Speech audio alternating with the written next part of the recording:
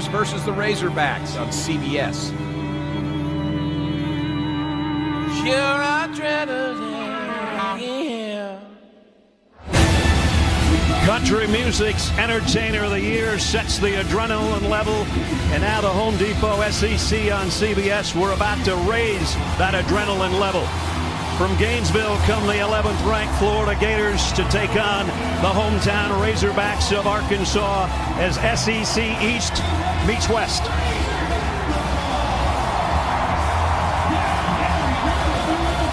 The Hogs are back home, and here they come.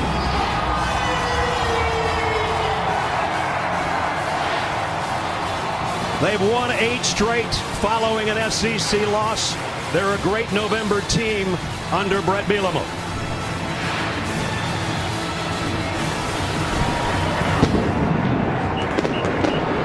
And the East leaders from Gainesville, Florida, 6-1, and in first place in the East as they were a year ago.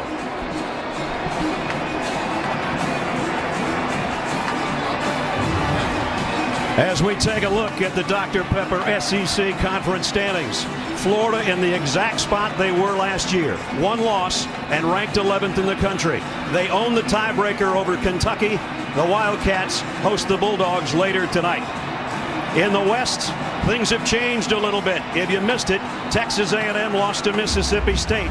Auburn survived. They stay close to Alabama. Of course, it's the Tide and the Tigers later tonight on CBS. And welcome, everybody, to Fayetteville, Arkansas. I'm Brad Nessler. Welcome to Game 2 of our triple header on CBS today. It's good to be back in a CBS booth for the first time in 25 years. John Schriffen will join us on the sideline, but bringing in my lead blocker is Aaron Taylor with me in the booth. You know, 3 losses for Arkansas, Aaron. They were all the top 10 teams, at least at the time. We've been here 3 days. I don't know if I've ever seen a team that wanted to get back to work more than Arkansas had. I think the Razorbacks are ready. I think you're right. Being around this team, they had to make a decision. When you take an L like that, you have to figure out whether or not you're going to fold your tent or step up and fix the problems. The Sunday following the Auburn game, they got together and had a team meeting. They looked themselves in the mirror and they took some accountability, both as players and a staff. These guys are motivated to get back to their physical, blue-collar, aggressive selves, which means that they're best playmakers and leaders. On the offensive side, Austin Allen, the resiliency of an offense is usually a reflection of the quarterback, so Allen needs to make good decisions and get rid of that football. And Ellis, he has to set the tone for a defense that is looking to avenge that brutal loss they took, giving up 543 yards on the ground to Auburn. I mentioned Florida's right where they were a year ago. 1 loss, ranked 11th. Last year there were questions about their offense. Jim McElwain's offense in year 2. Still skeptics on that side, but not on the defensive side of the football. No, we asked defensive coordinator Jeff Collins how this group compared to his group a year ago. He said, hey, we sent a lot of guys to the NFL, but I think this group plays better as a group. And that's what I notice on tape. When you see these guys play throughout the year, all 3 levels, they're playmakers. They can pressure the quarterback. They've got a pair of lockdown corners. They've got one of the best middle linebackers in the country and a defensive line that goes 10 deep across the board. So those guys come in early and often and are pretty fresh. I'm expecting a heck of a game today, Brad. 11th all-time meeting. Florida's won 9 straight. There was 1 setback. John will be along to talk about that a little bit later on. First trip for Florida into Fayetteville in 8 years. Jim McElwain, his 2nd season as a head coach. He took his Gators to Atlanta a year ago. They're in the driver's seat to repeat as Eastern Division champions if they can just keep on winning. Brett Bielema, his 4th year here in Fayetteville. Even record of 23-23. We mentioned his teams have been great in November and coming off byes and SEC losses. They're hoping for more of that today. Arkansas won the toss. They want the football. So Florida to kick. Pinheiro has got it teed up. And here we go from Razorback Stadium. And they're going to let it go. Touchback. And it'll be the Hogs on offense as we take a look at our starting lineups presented by Chick-fil-A. A guy that's been sensational this year, Austin Allen, Their quarterback, his brother Brandon, the starter before him, and now his first season, third most passing yards in the SEC. And entering the day, he was tied for the top spot with 18 touchdown passes. Allen telling us he's 100% healthy after leaving that Auburn game with the knee contusion. He's going to have to make some throws today in key moments if his ball club wants to get some progress against this defense. So the Hogs from the 25. And they'll give it to Raleigh Williams on first down. And there's some positive yardage immediately. Something they couldn't muster 2 weeks ago against Auburn. He picks up 9. As we take a look at the rest of the starting lineup with Aaron, they made some changes up front with the big fellas. Yeah, they certainly did. And I think if Arkansas has to win this game, this unit has to play well up front. So keep your eye on the right guard, number 62, Johnny Gibson. He's a walk-on with a great story, making his first start, and he's the one. A rest with those other 4 guys, they're going to pave the way for Raleigh Williams, one of the SEC's best running backs. Well, they got 9 on the first carries. They're second and short. He gets the call behind his fullback, and he's got a first down across the 35. Let's take a look. Florida defensively. They're very deep up front, and they had the luxury of 2 of the best corners in the country. No question, man. Every defensive coach in America is envious of Florida's lockdown cornerback duo of Quincy Williams and Jalen Tabor. These guys are best of friends, super competitive, and have a skill set that is perfectly suited for the difficult yet effective press man coverage that they're asked to play. 7 interceptions between these 2 All-Americans. First down for the Razorbacks just outside their own 35-yard line. Sprinkle, the tight end, the motion man, as Allen drops the throw for the first time and fires complete all the way to the 45-yard line. It's his favorite target, Drew Morgan. Really nice job early on of Auburn establishing the run, but you notice some motion right before them. This is his favorite target, Drew Morgan, running a nice route in between the coverage there. A nice changeup on first down, getting away from the run. Plays like that will help force keep this Florida defense honest. Morgan came into the day 5th in the conference in receptions. That was 42nd catch of the year. The first down Razorbacks at the Florida 45. End around coming. Deion Stewart, one of the fastest guys on the team, and he gets it near the 41-yard line. Wilson and Davis, the linebacker, made the hit. Sometimes when you're playing a defense like Florida's that has a ton of speed, running misdirection plays or reverses, trying to get some speed out to the boundary will help slow them down. I think Arkansas is going to definitely try and run in between the tackles, but they also have to have a perimeter run game to stay balanced. 3 wideouts here on second down and 7. Williams a single setback. Play action for Austin Allen. Steps up in the pocket, waits till the last moment, tried to get it to Morgan again, incomplete. That'll bring up third down. Really nice coverage that time. You saw Austin Allen hold that football there. That's one of the things that the coaches talk to us about, is he's got to have that play clock in his head and get rid of that football. Sometimes he wants to hold on it too long, and that may happen today with as good as Florida is defensively covering up wide receivers. Razorbacks have given up 21 sacks already this year, and combined the last 2 years, they'd only given up 28. So their pass blocking has not been quite what it was, and as Aaron just mentioned, sometimes Allen holds on to it a little bit too long. Third down out of the shotgun. This time he got rid of it in a hurry, but broken pattern there. C.C. Jefferson was applying the pressure. And we got a Florida Gator dash, and that is Jefferson, 96.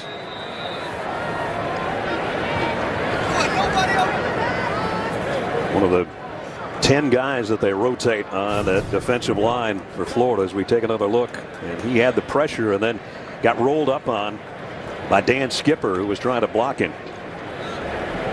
C.C. Jefferson, one of the many defensive line players, some of the young guys that Coach McElwain told us is really helping out some of the older guys, that the attitude and the energy that he plays and brings with not only to game day on Saturday but throughout the week in practice has really helped elevate the level of play of everybody. CC, an all-freshman performer last year, a sophomore, and on his feet, but they're going to have to help him off. So if there was an area where they could, I guess, you don't ever want to say afford an injury, it's probably that defensive line, because they can really rotate guys through there. Yeah, and it's really competitive position. They determine their starters based upon who has the best week of practice. So they are deep, but make no mistake about it, if Jefferson can't come back, that's a huge loss up front for Florida. Toby Baker, the #2 punter in the conference, set to kick away to Antonio Callaway, who can be dangerous back there, and sometimes he can make some miscues as a punt returner, as he did a couple of times in the Tennessee loss. Baker averaging 45.6 a kick. This is an end-over-end job that Callaway will take a fair catch just outside the 10-yard line. So Arkansas had something going, forced to punt, and that means the Gators offense, Luke Del Rio and company, take over from their own 11-yard line when we return to Fayetteville in a moment.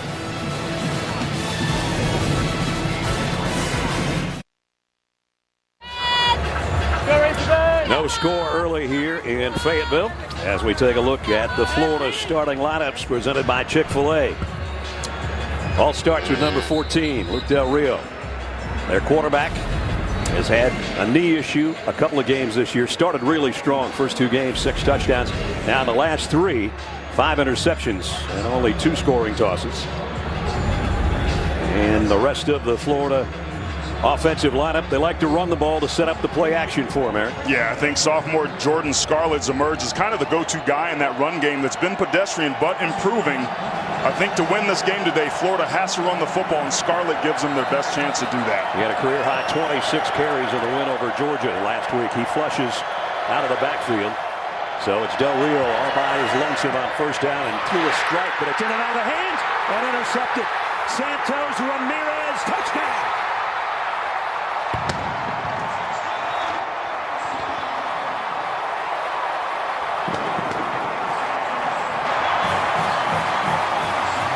Hello, Arkansas defense.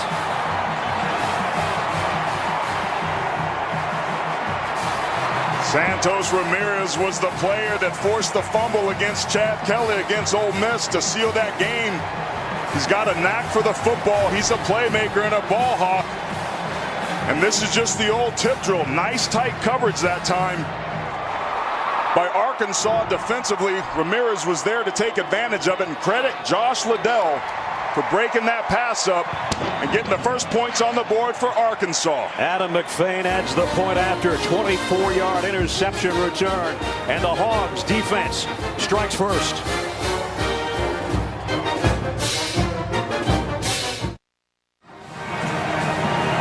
Aaron, we barely got the graphic off the screen of Luke Del Rio's problems with interceptions in the last 3 games, and this happens. Well, this one isn't on him. I think it was a pretty good throw. There's going to be a quick slant route right inside.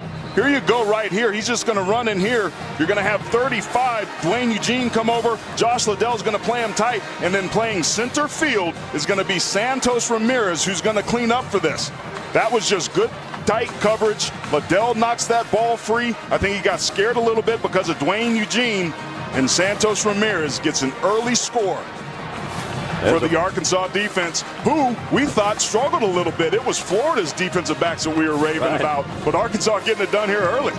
That's only the 2nd career interception for Santos Ramirez, and he takes it to the house to give his team a 7-0 lead.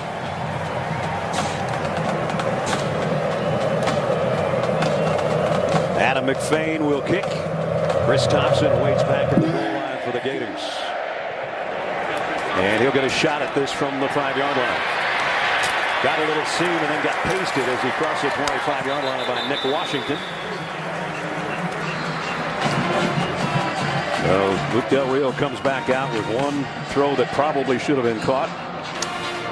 Arkansas, let's take a look at their defense.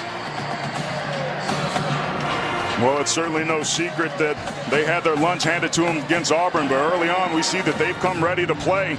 Jeremiah Ledbetter, number 55, they moved him back outside to his more natural position at the defensive end spot, and we've already seen Santos Ramirez making his effort and play have a factor here early on already.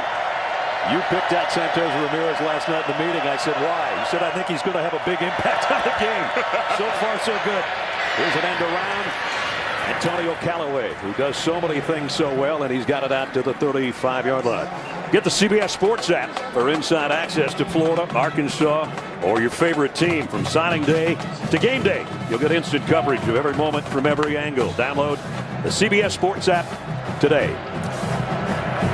7-0 Arkansas early. Florida has moved it to the 35, second down and a yard. And they got the first down and quite a bit more. Scarlett got hammered, but he got plenty to get it out to the 44-yard line. It was Ramirez who made the stop, but a pickup of 9. Backs bouncing outside the tackles and getting to the edge is what hurt Arkansas against that Auburn team. That's exactly what they did there, but Santos Ramirez was there to be able to clean it up. I think Arkansas defensively, when you take a look at Luke Del Rio, has been banged up a little bit. He's not at his best when he's on his move, so I think that they're going to try and change the picture on him and try and pressure this kid today. Well, Michael Pirine in the backfield. Now there's the play action, and now Del Rio's got a roll, got some heat, throws late. Ball's caught, but he's out of bounds at the 45-yard line. Tyree Cleveland, the guy that let that pass slip away that ended up being an interception, was the intended target. And the freshman, Akeem McTelvin, they call him Sosa Akeem's the guy that got some pressure on Del Rio. Yeah, he's a true freshman. Only about 100 snaps coming into today's game, but watching film and looking at this kid, he's somebody that flashes, particularly against the run. When he's engaged with an offensive lineman, if he sees the ball, he's got really violent hands and is able to shed the blocker and get some penetration. Second down at 10 for the Gators from the 44.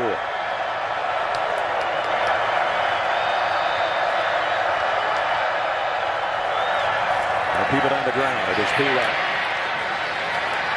to the 48-yard line. It'll bring up a third down. Dwayne Eugene helped in on the stop. One of the tough spots for the Arkansas defense has been that weak side linebacker position. They lost Dre Greenlaw, who they hope to have back in a couple of weeks. He was an all-freshman performer a week ago. That spot's been kind of a touchy one for him. It has been. Losing Greenlaw was certainly a challenge and an issue. And to Dwayne Eugene's credit, he's in there and he plays hard, but sometimes his eyes get bad. The very first play of the Auburn game, he got sucked inside, got out of his gap. Fundamental defense is predicated upon being gap sound. Here's one of the matchups to watch today. Florida's offense is the best on third down in the conference. Arkansas is the worst. 50% for the Gators on 3rd and 6. They should have had one there. And Ciante Lewis couldn't hold it. That should have been a first down. So a couple of balls, one went in and out of Cleveland's hands. Lewis probably should have had that, and Del Rio's stats aren't looking so good because of his receivers right now. No, Florida as a team just doesn't look very sharp. Ciante Lewis, he was one of the guys I thought really stepped his game up a week ago against Georgia. Had a really nice game. He's a good inline blocker. That's just a pure concentration drop, and Arkansas is going to get the ball back as a result. Here's the top punter in the SEC, Larry Townsend. Jared Cornelius might have a chance. He will from the 20. Great coverage by Florida. And the Razorback offense is going to start right there when we come back with a touchdown lead. Arkansas's offense will be inside the 10. That means the Florida defense back out there. And AT, take a look at their Home Depot tools for success. They've had a lot of it on that side of the ball. Yeah, they certainly have. One of the things they do exceptionally well is get pressure on the quarterback. 16 hurries against Georgia by 12 different players. And if they can't beat you one-on-one on the edges, they'll blitz you. They'll bring one more that you can block. This is a cross dog between Jared Davis and Nick Washington, and they made Eason's day a long one. That's why I think that Arkansas has to establish the run and have some success on 1st and 2nd down, because Jeff Collins' unit is playing at an extremely high level. Already, Arkansas has had better success on the ground than Georgia did a week ago. Georgia had 19 carries for 21 yards. Nick Chubb had only 20 of those, and it was a brutal beating by the Florida defense against Georgia in Jacksonville last week.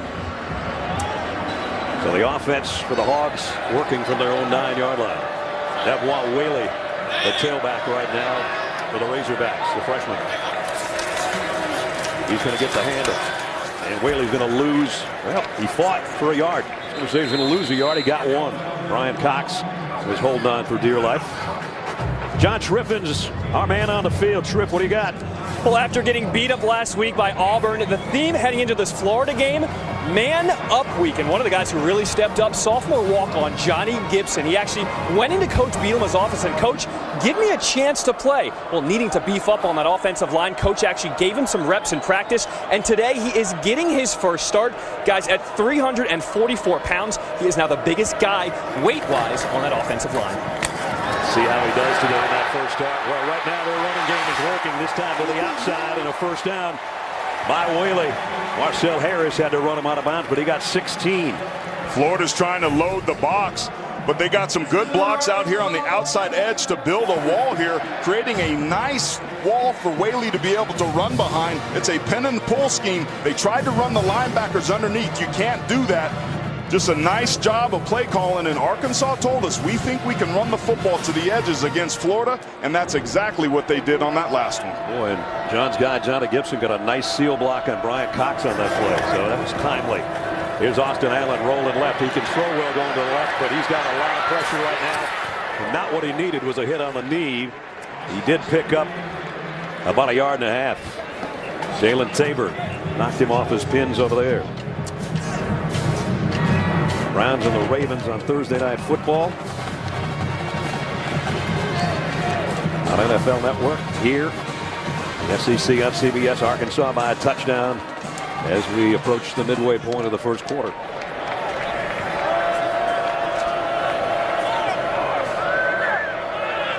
Kendrick Jackson remains in there as the fullback, and Whaley gets another carry. He found an opening, a big one. Across the 40 to the 42, the freshman goes, and again Marcel Harris from the safety spot had to drag him down. That offensive line is humming right now. They really worked on the run game during the bye week. They made some changes. They wanted to get more physical. There was a run through. Defensive lineman came too far upfield, creating some big gashes and seams up in there, and the Hogs are rolling. This is really good sign for Arkansas, who felt like a run game was critical to their success today, and they've really got Florida on its heels. A move from their own 9 to the 41. Allen wants to throw a screen, got it to Whaley. Whaley's got a blocker. He's got the sideline of the big fella. One more guy to beat. He's going to drag him down, but he's down to the 17-yard line. 42 yards. Well, offensive linemen can be good at the line of scrimmage, but they can also get downfield. 51, Yelda Froholt right there gets the key block that allows Whaley to get himself downfield until he's finally brought down. But this red zone is a critical area for Arkansas today. And it's the Verizon red zone this year. 14 touchdowns for Austin Allen in that area of the 18 he's thrown this year. That's pretty impressive stuff. Whaley comes out after that long run. Williams back in at tailback from the 17-yard line. He'll get the pitch. Williams follows his fullback. Maybe to the 13. Big hit by Jared Davis, the middle linebacker. That's a toss sweep with a pin and pull scheme. They're getting Dan Skipper, their big left tackle, out in space, running the football into the boundary in the red zone. You got to think about this, Brad. They didn't even get into the red zone against Auburn in their last out. That's pretty hard not to do. Remember, they got a gigantic tight end in Jeremy Sprinkle. Actually, they got both tight ends in there right now. Austin Cantrell as well. But Sprinkle's the big target at 6'6". Second down at 7. Allen play fake. Throws corner of the end zone. Tipped. Incomplete. Nice job back there defensively to make a play on the ball by Daniel McMillan. That would have been a touchdown. It sure would have been, but it almost could have been an interception. This ball got let go. It should have been picked. Austin Allen gets away with one here, steps up. Just doesn't put enough mustard on it. He was trying to float it up over. But 13's just there to be able to get it. And McMillan made a nice play, and another costly error by Florida. They're just not looking very sharp here today on either side of the football. That should have been caught. Now it's third down at 7. Allen's going to roll to throw this time. Fires corner of the end zone, flag down, incomplete. Penalty marker down at the 5-yard line. Pass was intended for Keon Hatcher.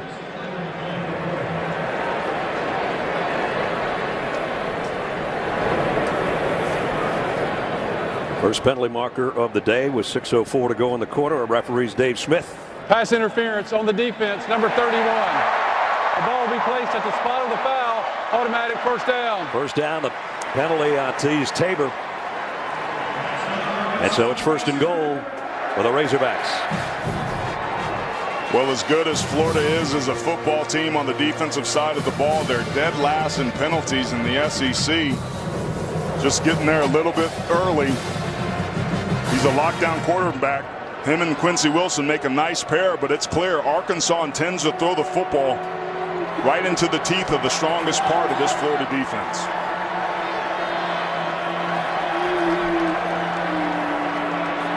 Riley Williams, the single setback. Drew Morgan is the motion man on 1st and goal. And it's Williams in the middle of the pack. Williams fights his way all the way. Touchdown, Arkansas.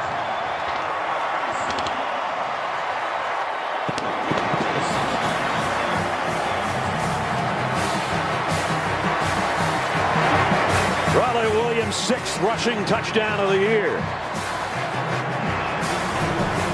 Just a really nice job backside by Dan Skipper and Yelda Froholt to maintain their blocks. Froholt comes off on Jared Davis, one of the best middle linebackers in the country. Good movement at the point of attack, and that SEC strain puts Arkansas up here 14-0. A 91-yard Arkansas drive in 8 plays. The biggest play of the drive. Devon Whaley on a screen pass took it 42 yards. His counterpart, Riley Williams, did the rest down close from 6 yards out. And look at this. Arkansas 14, Florida nothing. Watch the best games from the best conference every week on your phone or tablet. Plus, get instant scores, stats, and team alerts. Download the CBS Sports app today. Monday on CBS, Adam Sandler joins Kevin James for a very special Kevin Can Wait Monday at 8, 7 Central, only on CBS. I hope Sandler sings. I love it when Sandler sings. He'd be singing if he was a Razorback fan right now. Florida coming in had only given up 3 points in the first quarter all year. Arkansas's got 2 touchdowns already.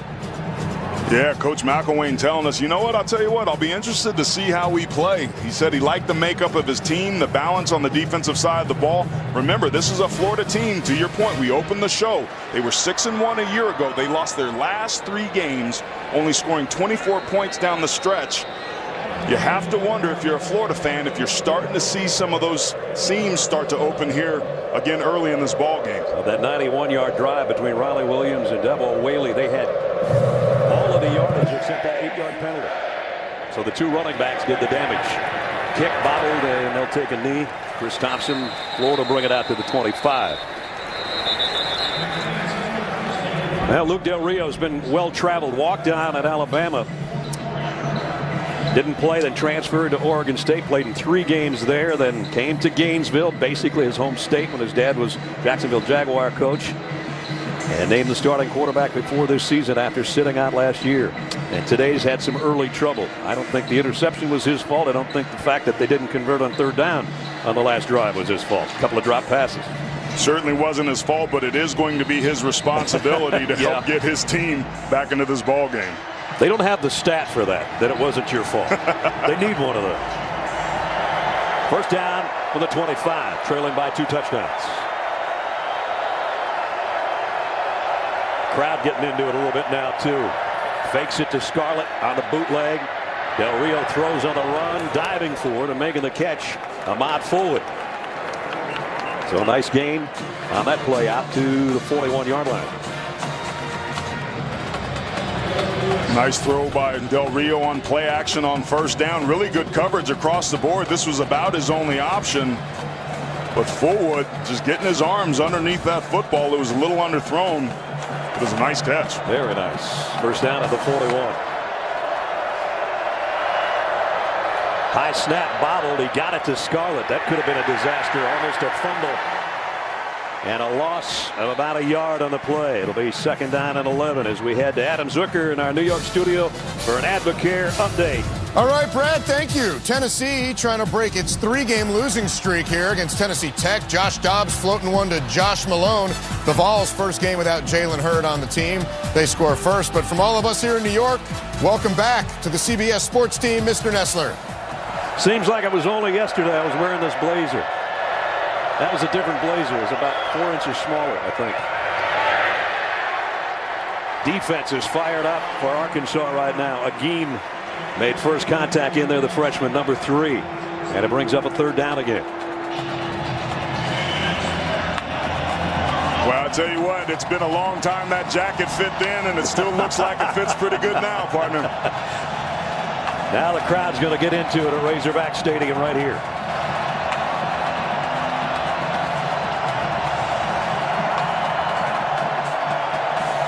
Expect pressure and movement by Arkansas. They want to try and change the picture on Del Rio. Let's see if they do it. He doesn't want to make another mistake here on 3rd down and long. Has plenty of time and now running out of it. Throws across the middle, but Arkansas is all over that. Jordan Scarlett dropped in his tracks. Only about a yard gain, and Dwayne Eugene, the weak side linebacker, who's made a couple of good plays already, had the stop. Well, we were talking about Dwayne Eugene being the weak link at that weak side linebacker, but he's playing like a strong linebacker. Good job, nowhere really to go, but Del Rio makes a good decision. Take what the defense gave him, which was a check down, but unfortunately for the Gators, Eugene was waiting on him, forcing another punt. I got to tell you, this Arkansas defense is playing like we expected Florida to play. Exactly. Johnny Townsend's got to kick it again, averaging 47.6, but these are just the end-over-end type that hope to call a fair catch, and it does, by Jared Cornelius at the 24-yard line. Tomorrow, NFL on CBS. Got a double play for you. First, Antonio Brown and the Steelers take on Joe Flacco and the rival Ravens. Then Andrew Luck and the Colts try to outperform Aaron Rodgers and the Packers. Check your local listings, beginning with JB, Tony, Bart, Coach Cower, and Boomer on the NFL Today, presented by Southwest Airlines. 14-0 Arkansas with 3:21 remaining, and they got the ball back. Great drive last time when they started at their own 9 and took it the length of the field for a touchdown. Good field position, or better I should say here, working from the 25. Here's a jet sweep by Cornelius. Broke one tackle, but not the second wave. And finally they roll him out of bounds. Maybe got a yard out of it. And now we got a little skirmish going on. When you run a guy out of bounds on the home team sideline, it's sometimes not the best thing to do. No, you got to make a business decision there sometimes. And Marcus May trying to take on Dan Skipper, who's 6'10". He's a pretty good football player, but you better think about that. Nice job that time of setting the edge, and Florida's defense recognizing a jet sweep back into that boundary. True to form, Arkansas using a lot of motion and trying to get that perimeter run game established. If there's a taller tackle in football than Dan Skipper, I haven't seen him yet. 2nd down and long. Austin Allen straight drop, fires, intercepted down the sideline. Luke Dawson will coast in. Touchdown, Florida.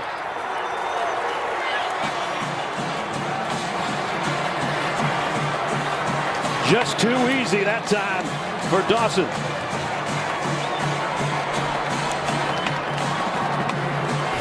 Dawson, somebody that stepped up and had a really good game a week ago, just in one-on-one tight coverage with Jeremy Sprinkle, just beautifully undercuts it. That ball thrown a little bit behind Sprinkle. That was one of the matchups that they wanted to try and attack because of Sprinkle's size, but a costly mistake by the usually good decision-making Austin Allen. So Duke with the touchdown return.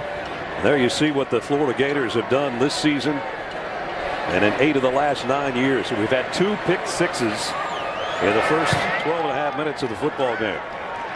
Extra point by Pinheiro is good, and that changes the complexion of things in a hurry. 2:44 remaining in the first quarter. First it was Santos Ramirez as he took this one off the ricochet for the score for Arkansas. And Duke Dawson and that Florida defense said, anything you can do, we can do too. He goes 36 yards for the touchdown, and it's 14-7 Arkansas.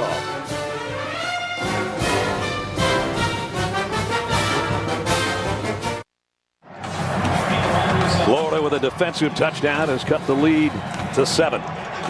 Austin Allen, his 8th interception of the year, and that one a costly one. 36-yard return for the score. Pinheiro to kick.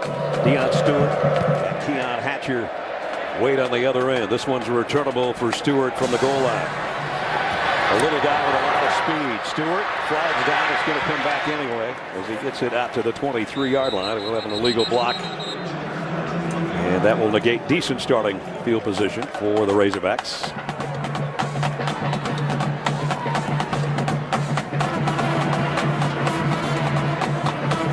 Here's the call. During the return, blocking it back, number 38 on the receiving team. Penalty is half the distance to the goal. First down.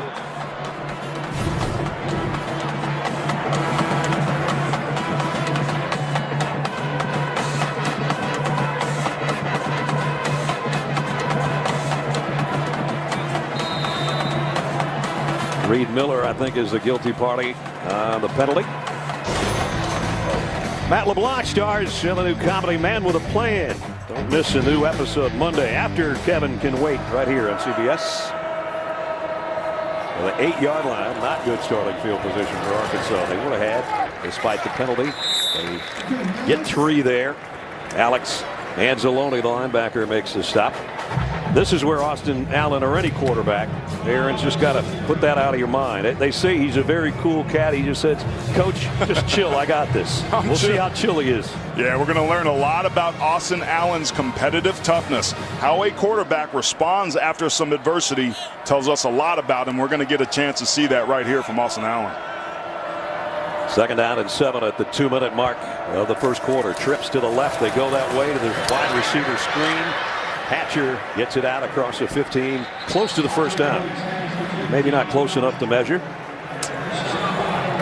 Let's see where they spot it exactly. We got a Gator down as well, or slow to get up. I think it's Jared Davis, middle linebacker. He's one of the best around. The big physical 3-down linebacker that kind of sets the tone. All the calls for this defense. He's been banged up with a high ankle sprain. Didn't take a snap last week, and they can ill afford to lose him. We'll check on Jared when we get back in a moment. Well, the shoe and the sock and the tape's coming off that left ankle of Jared Davis over on the Florida sideline, and we take another look. Just looks like he's coming over and gets twisted up. You can tell right there. Something wasn't right. Just looked like a non-contact injury. A high ankle sprain is so much more painful than a regular ankle sprain. Be interesting to see if he can come back. There's a 3rd down and short for the Razorbacks offense. And tumbling for it is Riley Williams. Aaron talked about Jared Davis being banged up. First suffered that ankle injury 3 weeks ago against Missouri. Teammate Alex Anzalone, the other linebacker, kind of rolled up on his leg on this play. Had to be helped off the field and didn't return. And this one, just a non-contact, just on his own, plants that foot, and then it just turns on him. I was surprised last week when he came back and played after not practicing all week and led the team in tackles against Georgia because of just how painful it is. I've had that injury, and I had to get injections just to get back out on the field. Well, he can get back out there. He's the main cog in the middle for. Here's Austin Allen going deep for Drew Morgan. Morgan knocked down. It's after the ball had already passed, and fans are looking for pass interference. They're not going to get it. Looked to me like when the contact occurred, the ball was already past him. But let's take another look. Yeah, does a nice job of getting inside Jalen Tabor. But then the safety comes over Nick Washington and hits him. I think they have a right to gripe. I think Washington was aware that that ball had hit the ground, but in real time it was kind of bang bang. Florida got to be careful. Remember, penalties are a real issue for the Gators. Might have gotten away with one there. 2nd down at 10. A little counter as Williams trying to weave his way through the middle of the Florida defense down to the 24-yard line. And we'll bring up another 3rd down here as we wind the clock down near the end of the first quarter. Arkansas doing a really nice job of winning on 1st and 2nd down to give themselves some makeable and manageable 3rd downs. Here we have a 3rd and 5. We've seen them in situations like this go back to their screen game. I would look for a high percentage pass and throw, or maybe take advantage of a blitzing Florida defense and maybe run a draw. Allen in the gun. Pressure coming, fires down the middle, too far in front of his intended receiver, Jared Cornelius. And Caleb Brantley was applying the pressure on Austin Allen. Been so impressed with Caleb Brantley, the redshirt junior. Here he is right here. Just working over Johnny Gibson, that right guard. Those stunts, the crisscrossing of the defensive lineman, Florida is so effective at. When you got a new player in there facing that speed, it's hard. The key to picking up stunts is having your shoulder pads stay on the same level. Florida will definitely come back to that until Arkansas proves they can stop it. But pressure is what's forced that incompletion. So Toby Baker set to punt again. It'll be probably the last play of the quarter. We don't have a penalty. Nice kick. Spiral goes out of bounds. And they're going to spot it right about the 36-yard line to end quarter number 1. That's the end of the first. 14-7. The Razorbacks at home in front. We'll return to Fayetteville after this message and a word from your local station.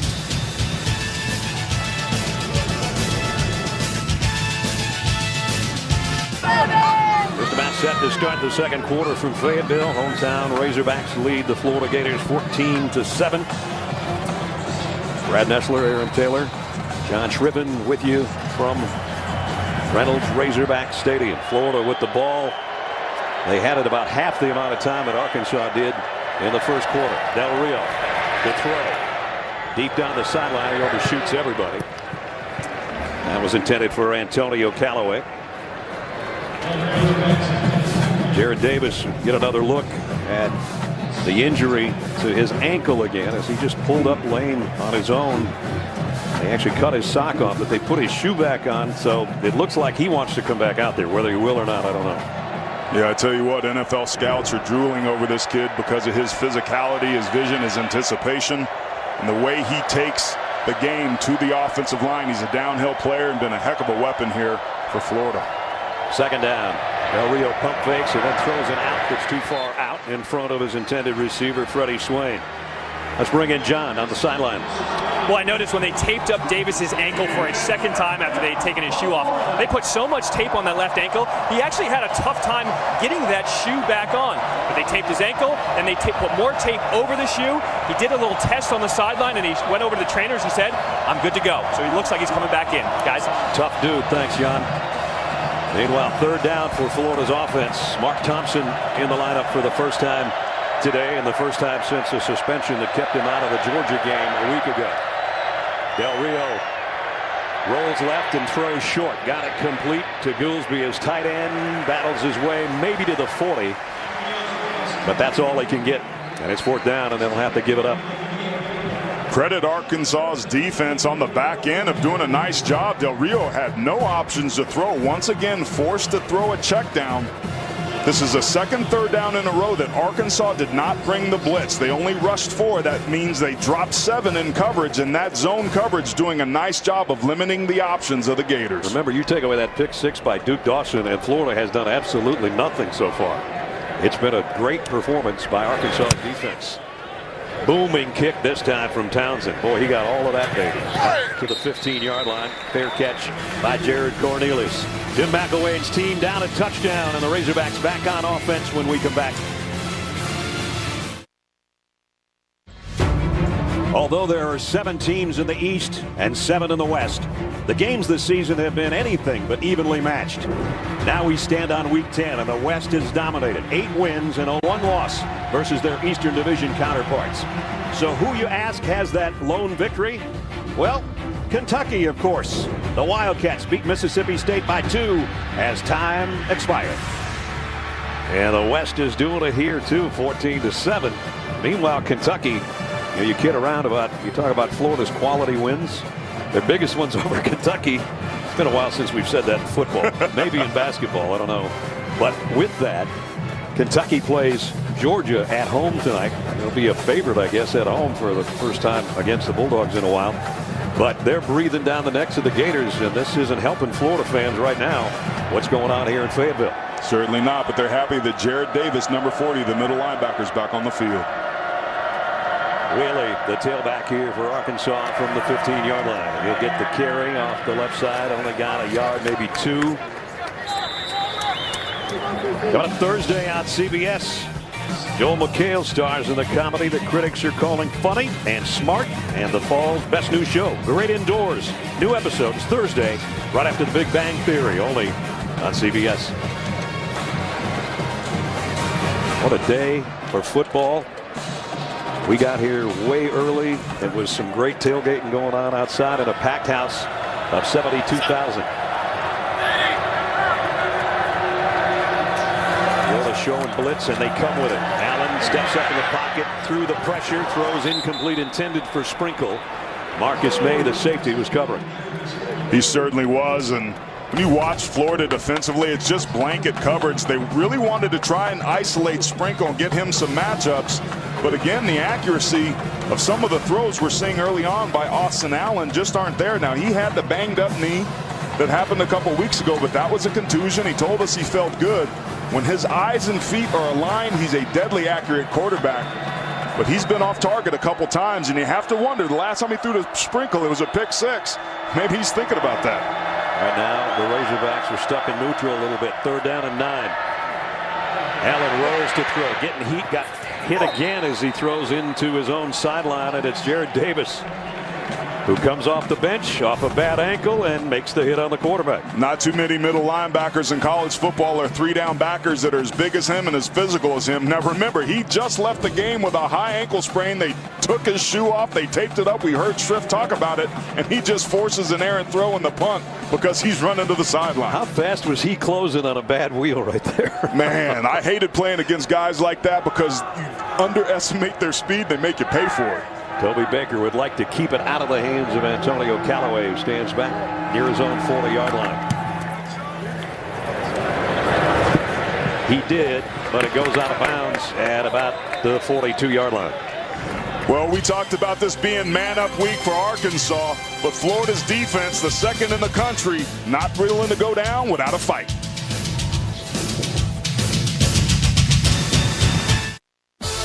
Adam Zucker in New York with his Heisman Watch, presented by the new Nissan Titan. Clemson back home after the win at Florida State.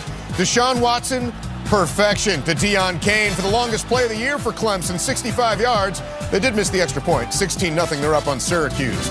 Tonight in prime time here on CBS, freshman star Jalen Hurts leads #1 Alabama for a visit to Leonard Fournette, who's coming off a school record 284 yards for LSU. Brad and Aaron. Thanks, Adam. Good job by Deshaun Watson. Lamar Jackson didn't hurt himself today either. 7 touchdowns total, 3 on the ground, 4 through the air. This is Florida's best starting field position, their own 43-yard line. So far, their 4 possessions, 1 play, an interception, a touchdown for Arkansas, then 5 plays, 4 plays, 3 plays, all ended in punts. And they have all of 13 yards rushing. They got about 3 more right there. Tonight at 7 Eastern on CBS Sports Network. Speaking of Heisman guys, I tell you what, Austin Allen's a tough guy, man. That was when he went down, walking off the field, a little bit banged up, but just such a good player to be able to respond from that. Had the knee drained, got right back to work on Monday of the off week. Here's a pitch to P-Ryan, and he is swarmed under a loss of a yard. Boy, defense playing extremely well for Arkansas, especially after what happened against Auburn a couple of weeks ago. That was Ledbetter, the guy that Aaron talked about, moved from defensive tackle to the outside. He set the edge here, Aaron. Yes, he did, buddy. You are all over that. Good job. Gets cracked back and still is able to expand and set that edge and wait for the pursuit to come backside. Florida trying to get that run game going. Remember, Arkansas was so good stopping the run a year ago, but have struggled this year. But they're looking really nice winning their matchup. Here's another 3rd down, 0 for 3 so far today for the Gators. What do they got here? They got an empty backfield with Del Rio by himself. And a whistle. Might have had a timeout taken. We did by Arkansas. We'll take the timeout as well with 11:48 remaining in the half.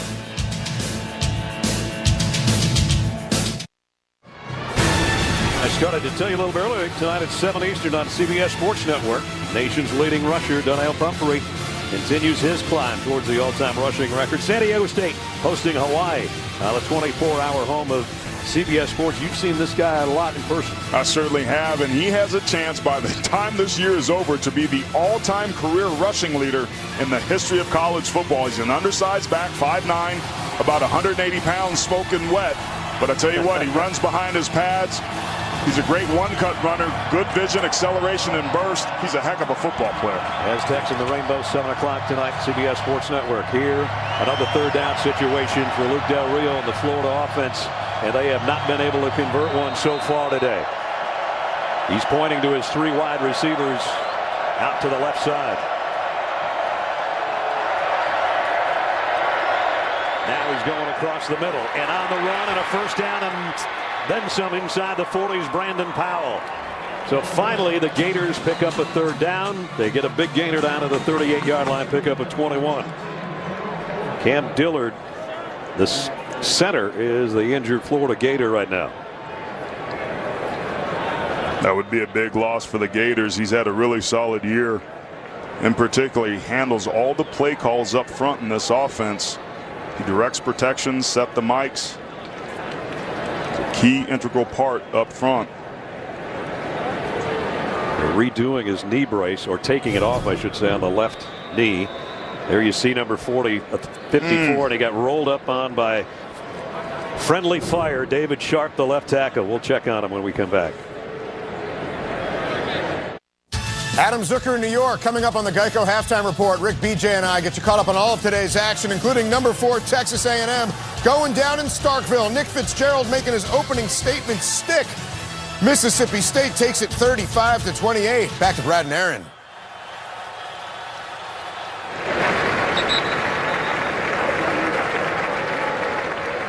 Starting center Cam Dillard. They took the knee brace off his left knee. He's being helped to the locker room. It looks like the Gators will slide Tyler Jordan, the right guard, into the center spot, and Fred Thompson into the right guard spot. Here's another look, and we showed it to you before, number 54. And then you see his own tackle, David Sharp, rolls up on that left knee. So teammates, it happens a lot in there. You've been through that. Oh, buddy. A bunch. Sharp's a big load of laundry, too. 6'6", 357 rolling up on there. Florida did pick up the first down on that 3rd down toss to Powell, so they're in Razorback territory. Something we haven't said earlier today at the 38-yard line. Play fake by Del Rio. Wants to air it long. Does. And it is intercepted by Josh Liddell.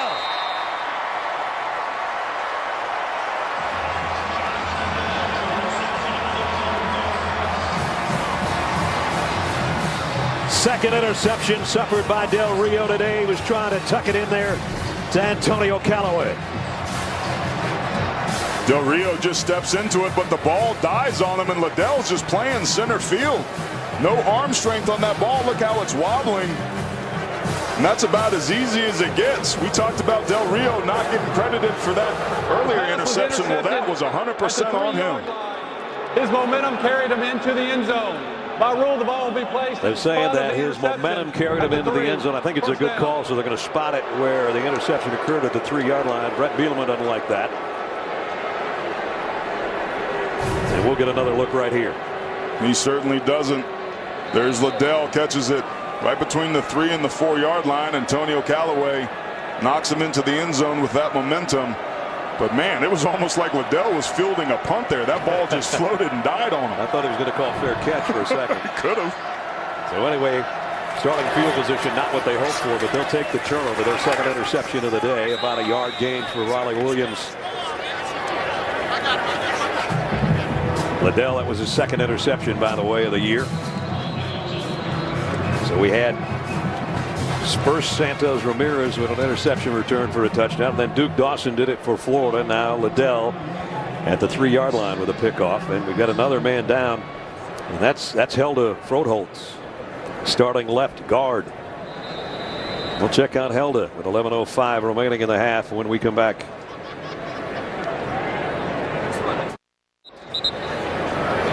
So both teams, Aaron, in the last 5 minutes have lost key cogs in their offensive line as Froholtz going straight to the locker room. Yeah, he's had some big blocks here early. He's a big physical converted D lineman, doing a really nice job. The position's new to him, but he's been a physical beast up there for Arkansas, and a key part of them being able to run the ball successfully here in this first half. Riley Williams in his own end zone in an I backfield behind Austin Allen. He gets the carry, follows his fullback beautifully.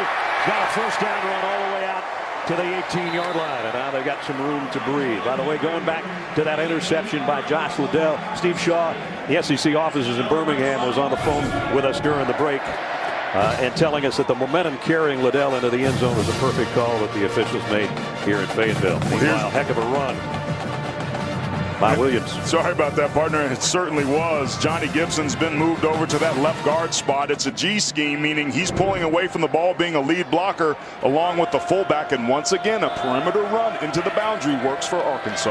Arkansas has got 86 yards on the ground now after that carry. They lost about 3 right there. Nice play by Daniel McMillan. We hit the 10-minute mark. 14-7 Arkansas.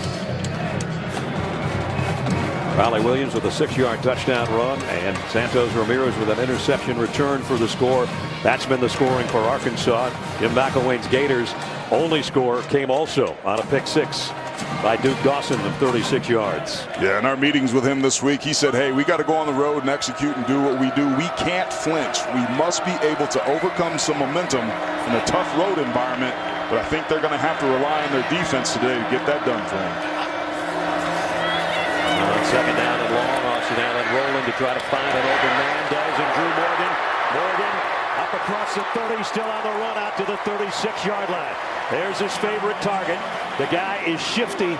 Not the biggest dude in the world. 6-foot senior, but boy, he knows what to do when he gets his hands on the football. He is such a good route runner. Drew Morgan does a nice job. Here he is. He's going to pretend like he's going to block. Then he's going to come and find and settle down inside the zone. Single high safety this time by Florida. They crash on the ball, but it opens it up. Drew Morgan's subtle ability to find the holes in the defense and nice route running moves the chains for the Hogs. Drew's second team All-SEC last year when he caught 63 balls. Got a couple of big ones today. That was good for 20. And a first down at the 36-yard line. Back to the ground game. Riley Williams off the left side. Good positive yardage. Pickup of about 5. Let's get an update. Adam's got one in New York for us. All right, Brad, number 3 Michigan all over their former defensive coordinator's team. Khalid Hill makes it 28-0. The Wolverines are on pace for 40 or more points for the 7th time this year. A shutout going right now for the Wolverines. Back to you. Well, Jim Harbaugh's got him wound up, doesn't he? He certainly does. Got a defense like this one. Williams with 47 yards on the ground here in the first half after a tough outing against Auburn. Here he comes again. Puts his head down, goes through one would-be tackler, and he's close to a first down. Got it to the 45. Marcus May was holding on for dear life. It's going to bring up 3rd down and a yard. Really impressed with the edge blocking here. Here you're going to see Dawson try to go inside. He's going to get picked and pinned inside, which breaks down the contain for the defense. Really nice job by Jared Cornelius setting the edge so that his big back can get upfield.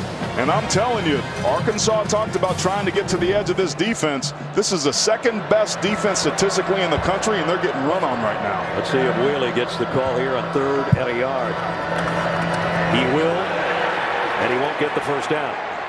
Penetration by C.C. Jefferson is what made that play. C.C. Jefferson went down earlier in the first quarter. We talked about his playmaking ability. One of those young defensive linemen, but he got some great penetration there, and penetration is the kryptonite to the running game.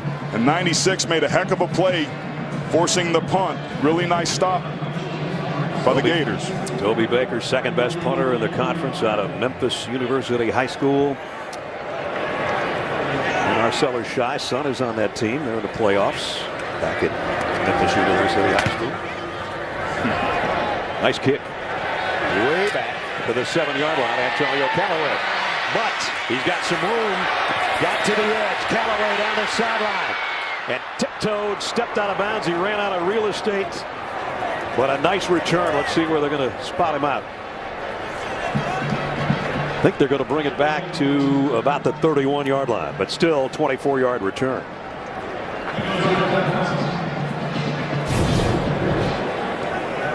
Right there. Not that one. And now he's out. There he is right there, right at the 31. They were on top of him. Yep, perfectly spotted. But he's a dangerous guy. He scored every conceivable way you can for the Florida Gators in his career. As a punt returner, a kick returner, receiver, rusher, passer. Not many guys can do it in so many ways. Ryder Lucas, I think, is the guy down on the field injured. And there you look at the career of Antonio Callaway, 6 receiving touchdowns. He's had a kickoff return today, not today, this year, I should say, on a onside kick attempt. He just picked it up and went 44 yards for a score. So he's done it. And I think they need to find a way to get the ball in his hands more, because they've been sputtering on offense. You take away that Brandon Powell crossing pattern, a couple of other plays, there hasn't been much offense for Florida. No, there certainly hasn't. They're really struggling. Only 61 total yards so far today. They can't run the football. And it wasn't an illegal block. Those two just kind of ran into each other. I don't think either one of them saw each other coming, to be honest with you. But it is Ryder Lucas, sophomore out of the Woodlands, Texas. And he appears to be okay. Ironically, it might have been Davis, Jared Davis, who did it, who was the victim of one of his own teammates rolling up on him. That he got his shoulder in front. That was ultimately might have done it. Yep.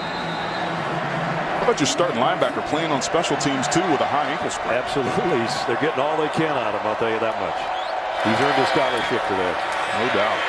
On first down, says the Arkansas defense today earned their scholarship. Austin Capps, number 41, was the first guy there, and then got help from his Hawk friends, and a loss on the play.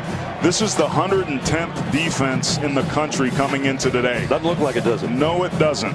They're playing inspired. They made some moves. We talked about Jeremiah Ledbetter getting moved over to his natural end spot. McTelvin Agim getting moved to take his place, and then Jamichael Winston starting at that defensive end spot. They're playing good fundamental football right now and winning their matchup big time. Second down at 12, one of 2 tight ends in the lineup. Goolsby's the motion man as Del Rio in trouble again. Down he goes. Sacked, this time by Randy Ramsey. A loss of 12 on the play. Ramsey moved into that starting lineup. He's been a little bit of everything. Defensive end, outside linebacker, and he brought the heat this time. Yeah, he's starting as the Sam or the strong side linebacker. Del Rio drifts a little bit right in the pocket, which leads him right to Ramsey. He feels some pressure. He gets spooked unnecessarily, I think, and made Ramsey's job really easy on him. Jawad Taylor, the right tackle, the freshman, wasn't sure who to block, and so he didn't block anybody. 3rd and 24. Here comes a Razorback crowd. The safe play is a handoff, and it's a big opener. I don't know if he can get a first down, but he got very close. Mark Thompson hurdles his way out to the 38-yard line, about 3 yards shy of the first. This is just going to be power football. Pulling backside guards, getting up into the line of scrimmage, and you see there's only 3 defensive linemen for Arkansas. This is basically a prevent defense, which is why the saying goes, prevent defense prevents you from winning. That was bending, not breaking, as about as you can get. I got to tell you, though, that's a field position changer. Even though it was a 21-yard run and they didn't get a first down, it sure helps out the cause as far as field position. And the punt's not going to travel that far, although taken on a hop dangerously by Jared Cornelius. And Arkansas has got the football back offensively. Time for our Aflac trivia question. Who was the first sophomore to win the Heisman Trophy? I personally think that's too easy, but we'll give you the answer a little bit later on. I even knew that one. Well, we'll only give you a couple of minutes to think about it. You know, we only got 6 minutes left of the half, so we won't go too long.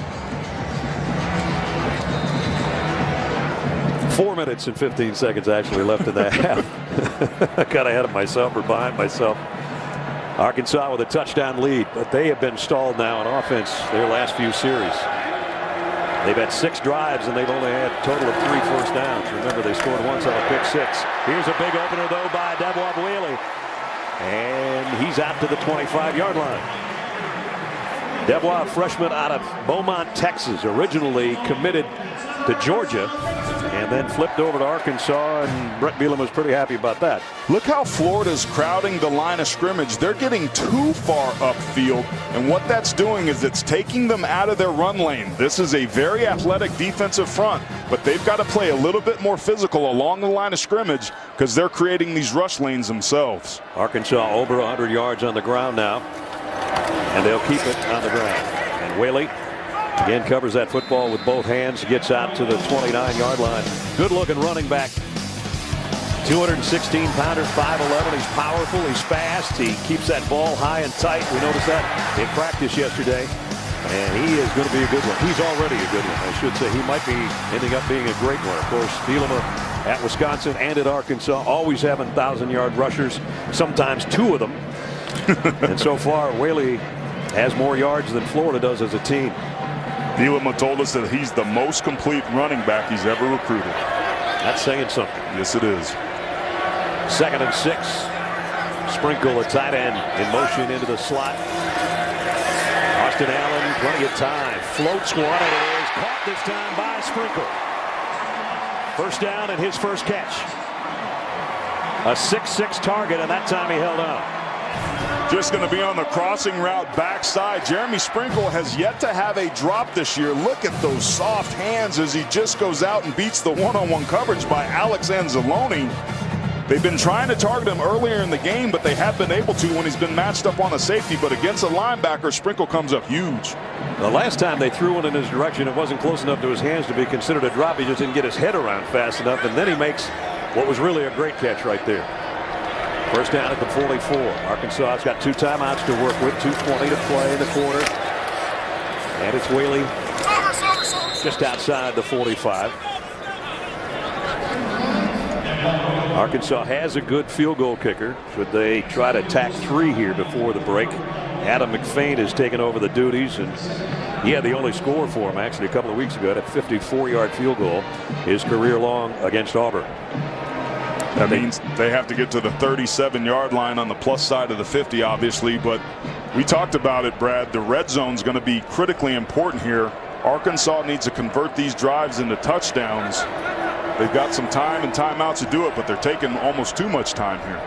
Drew Morgan, the wide receiver, to the bottom of the screen again, is Austin Allen's favorite target if he really needs one.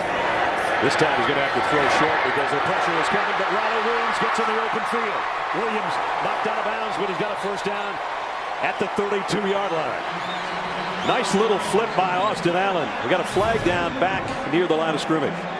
There was certainly some pressure, but Austin Allen climbs the pocket, goes to his check down. Personal foul, block below the waist, number 62 on the offense. Penalty is 15 yards from the spot of the foul. Replay, second down. That foul, and I saw it occur in the middle of the field. It was about a mile away from where the play was going. It wasn't necessary. That's a killer. That's Johnny Gibson making his first start. We talked about him in the open. A walk-on with a great story. Makes a huge mistake here. It's those type of plays that can win you ball games. But he made another critical error right there. He might have been 12 yards away from this play. Right there at the 49. I mean, that's just, you know, he's trying to make a play. I understand. He doesn't know at that point where Williams is. But he's coming back in towards the ball, and you can't do that. Exactly. That's a big setback for the Arkansas offense. Austin Allen trying to get some of it back, and he's got Sprinkle down the sideline. He's got a lot of it back. All of it, almost, to the 34-yard line.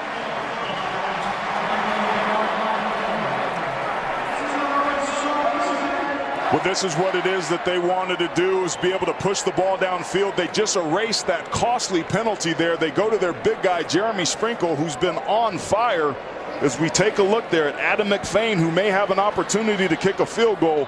But if you're Brett Bielema, you want to get this football into the end zone and not put it on your kicker. 2 huge plays by a huge tight end in Jeremy Sprinkle. One of the captains, all 6'6" of them. That was a 34-yard pickup to the 34. First down there for Arkansas. Williams, right side, broke 1 tackle. Here he goes. All the way down to the 22-yard line. 12 more yards and a first down for Williams. That time it was Jared Davis trying to run underneath. Here he is. He's going to try and get down, but he misses the tackle for another nice gain for Arkansas up front. That's a little bit of a change-up of a play call because the time's running tick, tick, tick. But they execute it beautifully. Under a minute. They'd like to get a touchdown. You saw McFain working up on the sideline as Austin Allen goes to the corner to the end zone. Just overshot Keon Hatcher. Quincy Wilson, flag down. We'll have to take a look at that. That looked like pretty dang good coverage there by Quincy Wilson. He was in phase, running step for step for Keon Hatcher. And here's the call. Pass interference, number 6 on the defense. Penalty is 15 yards from the previous spot. Automatic first down.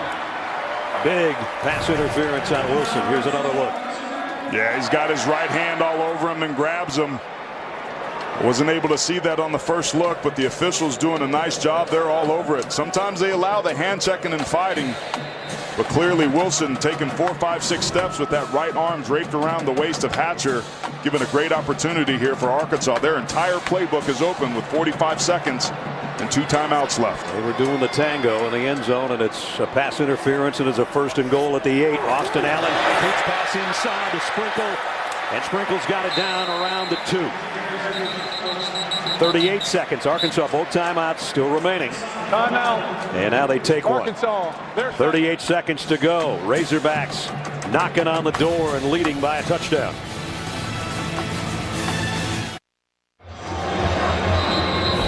Coming up on the Geico Halftime Report, Adam, Rick, and BJ will update you on today's action in college football. You already saw a great one as Navy beat Notre Dame by a point.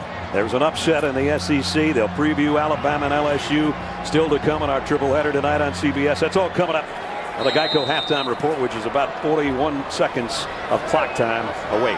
2nd down and goal at the 3-yard line. Arkansas trying to take a 2-touchdown lead to the locker room. There's Jeremy Sprinkle. And Morgan's the wide after that way. Austin Allen now reverses its field, trying to run it in himself, and he gets tagged back around the 7-yard line by Duke Dawson. Caleb Brantley got the initial pressure, and that play just didn't look right from the get-go. It certainly didn't. Florida bringing pressure off that outside edge, and it worked beautifully. It almost looked like they were going back to the well to run that same play that they did the play before to Sprinkle. Their 3rd final timeout. So another timeout with 20 seconds to go. It'll be 3rd down and goal. They'll have 1 shot at the end zone and then kick a field goal if they can't score. Well, we asked you earlier the Aflac trivia question: who's the first sophomore to win the Heisman Trophy? I think all the Florida fans got that. Tim Tebow in 2007. You might not know who the runner-up was, though. Think about that one. This is where the tricky part comes in. Darren McFadden, heck of a running back. Boy, when he's healthy, or when he was healthy, even in the pros, he's something special. Right now, you talk about sophomores. Lamar Jackson, we talked about him today. He had 4 touchdowns in the air and 185 yards and 3 touchdowns on the ground for Louisville. I think they put up 58, something like that. He's not doing bad, is what I'm saying. No, he's not. I've seen him up close and personal, and he's easily the most electrifying college football player in this 2016 season. It's his trophy to lose. You just have to wonder, with Louisville being in that 7 spot in the first week of the college football playoff, with their remaining schedule, can they do enough, even with him playing at the level as he is, to crack that way into the top 4? Remember, Austin Allen didn't throw a touchdown pass against Auburn a couple of weeks ago for the first time in 9 games. He doesn't have one here today. He's going to have one more shot. He told us yesterday if he really had to go to somebody, it would be Drew Morgan, number 80, who's in the slot to the right. Allen fires, ends up, Morgan, touchdown.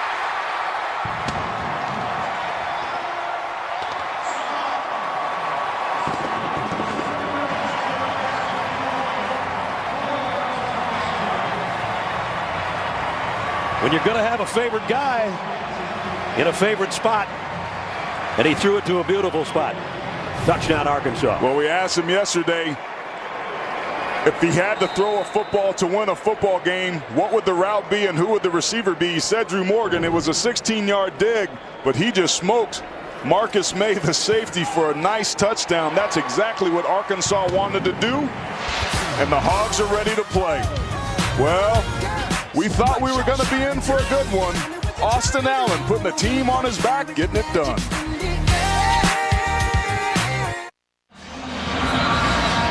And welcome back here to Fayetteville. Let's take a look at that last touchdown. Drew Morgan, watch the way as he eats the cushion up on Marcus May, puts his foot in the ground, and then gets inside for the screen, or excuse me, for the post route.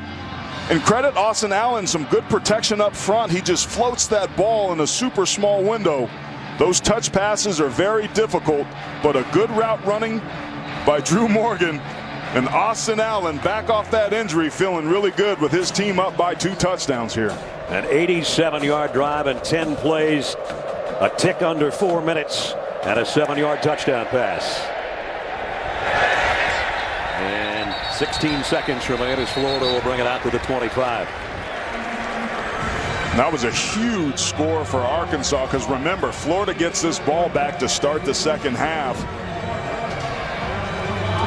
So to go up by 14 in this point, the Gators, who've struggled all year long offensively, have to be smart about this. We've seen some of the arm strength issues with Luke Del Rio floating footballs up that looked like punts earlier on.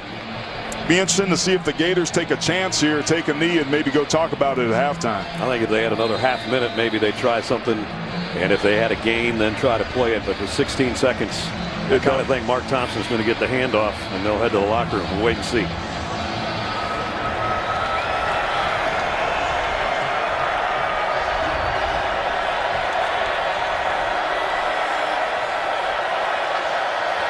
Well, Del Rio will throw. Middle screen to Thompson, and Thompson in the open field does a nice job to get it out to the 40, but it took up 10 seconds. Florida has all their timeouts. They've got a guy slow to get up, so they did come out and throw. Take a timeout. Going to talk about it. Timeout. Ness. Florida takes a timeout. First half. 30-second timeout. With 83 yards of total offense in this first half. Well, that's been their problem a year ago. They made it to Atlanta in the SEC championship game. It's been their problem. You know, you look at, they score 29 points a game, right? Think about, they've got 3 pick sixes this year. They've got an Antonio Callaway kickoff return for a touchdown. You take some of those hidden scores away, and they're not scoring 29 points a game in offense. No, this is really an offense that's struggling to find its identity. And Coach Mack said, sometimes I think I need to trust the offensive line more to run the football. It's about rhythm. It's about timing. They've had a lot of different running backs. That can certainly affect it. When you have running backs by committee, it throws that timing off. But Luke Del Rio with the injury, the changes at the quarterback position, Austin Appleby coming in and out, there's nothing for this unit to be able to hang its hat on.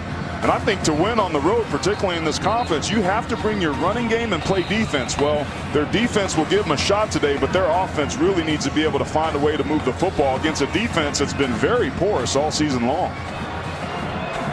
So 1 play left, barring a defensive penalty. 3 wide receivers for Del Rio. Knock it down. Plenty of time. Throw short again across the middle. That's Cronkwright out of the backfield, but he's going to use up the remaining time while he gets it to the 40-yard line. It'll add a few yards to their total offense. That's all it's going to add. Boy, the Hog fans are digging it here at Reynolds Razorback Stadium as they head to the locker room, leading the 11th-ranked Florida Gators 21-7.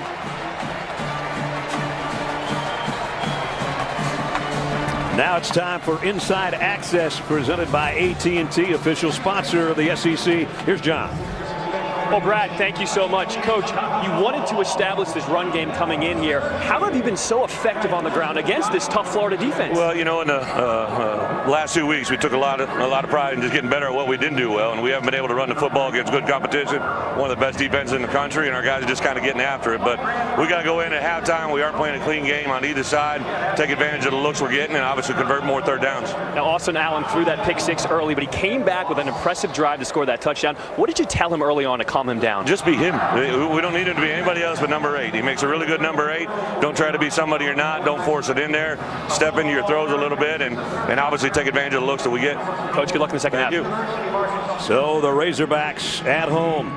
Touchdowns by an interception, a run, and a Austin Allen touchdown pass, and they lead 21-7 at the half as we head to Adam Zucker and the guys in the New York studio. Adam.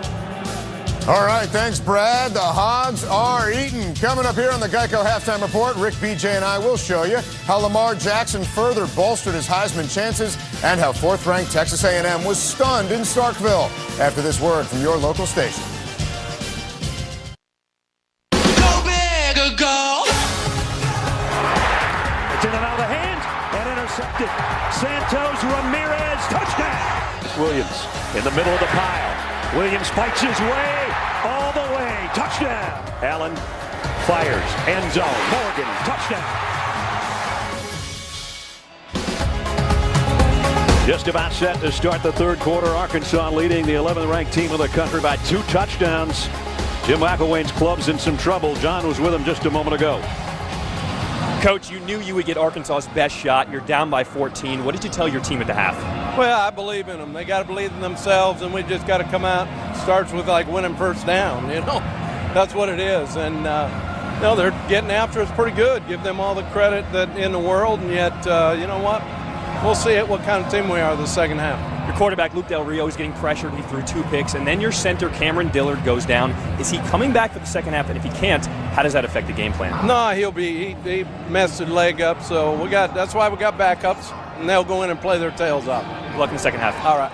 Well, Aaron Mack wants him to win first down. As we take a look at our first half trends, you got to get some first downs. They've only had 5 of them in the first half. Yeah, there's only been 5, and remember, this is the SEC's best. Luke Del Rio not getting it done. Austin Allen playing a little bit better, but the story of this game has been Arkansas's defense outplaying the second best unit in the country of the Florida Gators. So Florida will get the football first to start the third quarter. Adam McFain to kick. Chris Thompson waits back in the end zone, and he's going to bring it out from 5 yards deep. Thompson, what a collision. The ball is out. I think it's still going to be Florida football, but that was a train wreck.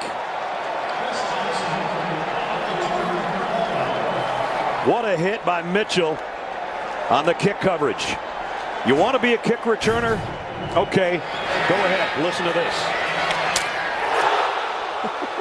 That hurts. That's going to set the tone for Arkansas. Coming out here in that second half, a clean hit, uses his right shoulder. It's low, jars the ball loose. That hurt way up here. Wow. They keep the ball, though. They covered it at the 18-yard line. That's where Del Rio and company have to start. Cleveland, the freshman, moves to the left side. They're going to keep it on the ground. And getting out maybe to the 22-yard line on the ground. Arkansas with a 2-touchdown lead. We welcome you back, Brad Nessler, Aaron Taylor. I tell you what, we didn't expect that Arkansas's defense was going to play like this. We thought Florida's defense was going to play like this. We certainly did, but credit Rob Smith, the defensive coordinator of Arkansas, doing a really nice job of making adjustments. Look how well these guys are tackling. I like Florida's strategy to come out here and establish the run. I think they got away from it too early in the first half. But again, Mack was concerned about Florida not winning on first and second down. And here they are, the best third down team in this conference with a third medium to start the second half. They've had struggles on third down. They've had struggles on every down. They had 7 drives in the first half.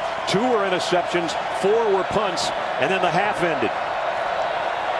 They don't have a receiver with more than 1 catch. 7 receivers with 1 catch each. I hate to say it's a big third down when it's this early in the third quarter, but for Florida it is, and there's nowhere to hide for Luke Del Rio. He hits the deck. The ball is incomplete. And Dietrich Weiss was the guy that was putting some heat on it. 4th down, and Florida's 3 and out again. Just another remarkable stop that time by Arkansas defensively. Luke Del Rio didn't have anywhere to throw. The secondary for the Razorbacks doing a really nice job. I got to say, Ness, I wonder at some point if we're not going to see Austin Appleby today, whether or not the Gators need to make a change of quarterback to spark something offensively. That's a good thought. Townsend, nice punt again. Jared Cornelius has got a shot at it from the 30. He's dropped in his tracks, though, at the 31-yard line. Nice punt coverage by Marcel Harris. But if you want to set the tone for the beginning of the third quarter, that might do it right there. Razorbacks back on offense from their own 31 when we come back.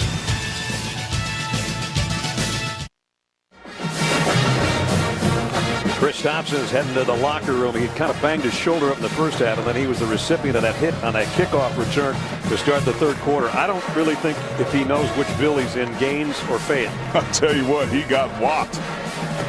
And that's exactly what it is you want to do, setting the tone. And that's really been kind of a microcosm of the story of this game. Arkansas just out-physicaling Florida in every facet.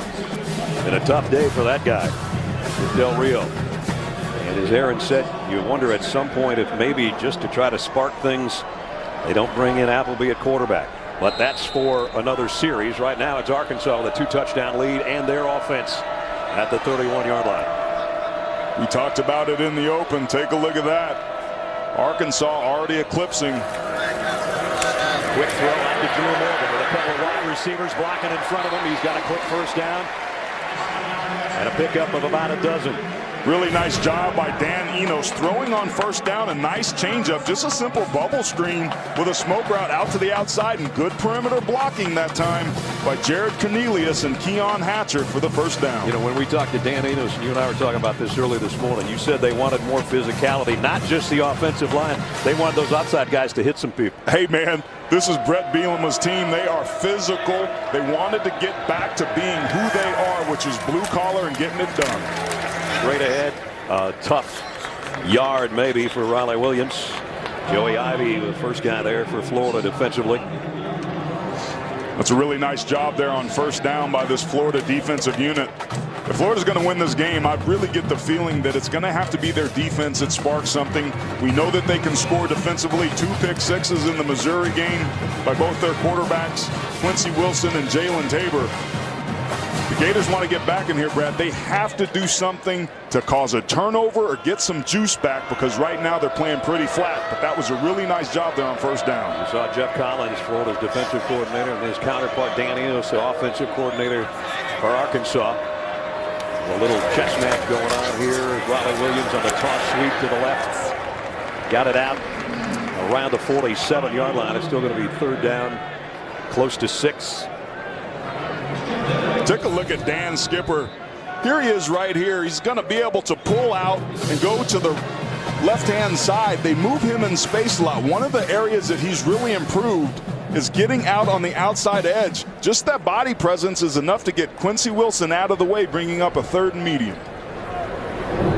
And the guy that's down is Alex Anzalone, the outside linebacker, had a big game last week against Georgia. Sure did. 5 tackles and half a sack. And Jeff Collins knows him well. He's from that same area of Pennsylvania, or coached up there in Division III, I should say, and he's one of their leaders. Looks like it looked like he's holding his left wrist, but who knows? We'll check on it with 11:58 remaining in the 3rd quarter. There's Alex trying to make the play on Williams.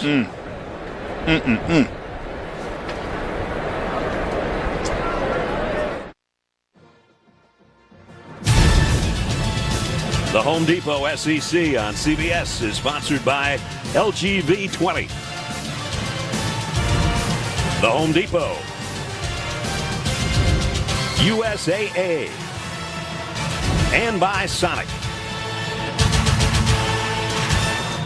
Teams, Arkansas with one back in 64 with Jerry Jones and Jimmy Johnson and all those guys. In Florida, 3 of them, 96, 06, and 2008.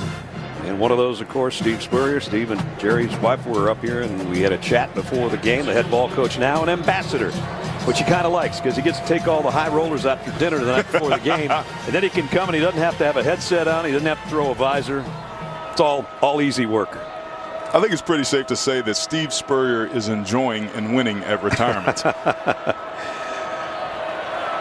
Anzalone going off. Still looks like they're holding his left arm. Meanwhile, it's 3rd down and 6 for Arkansas. Need to get to the 47 of Florida. Austin Allen, plenty of time to throw.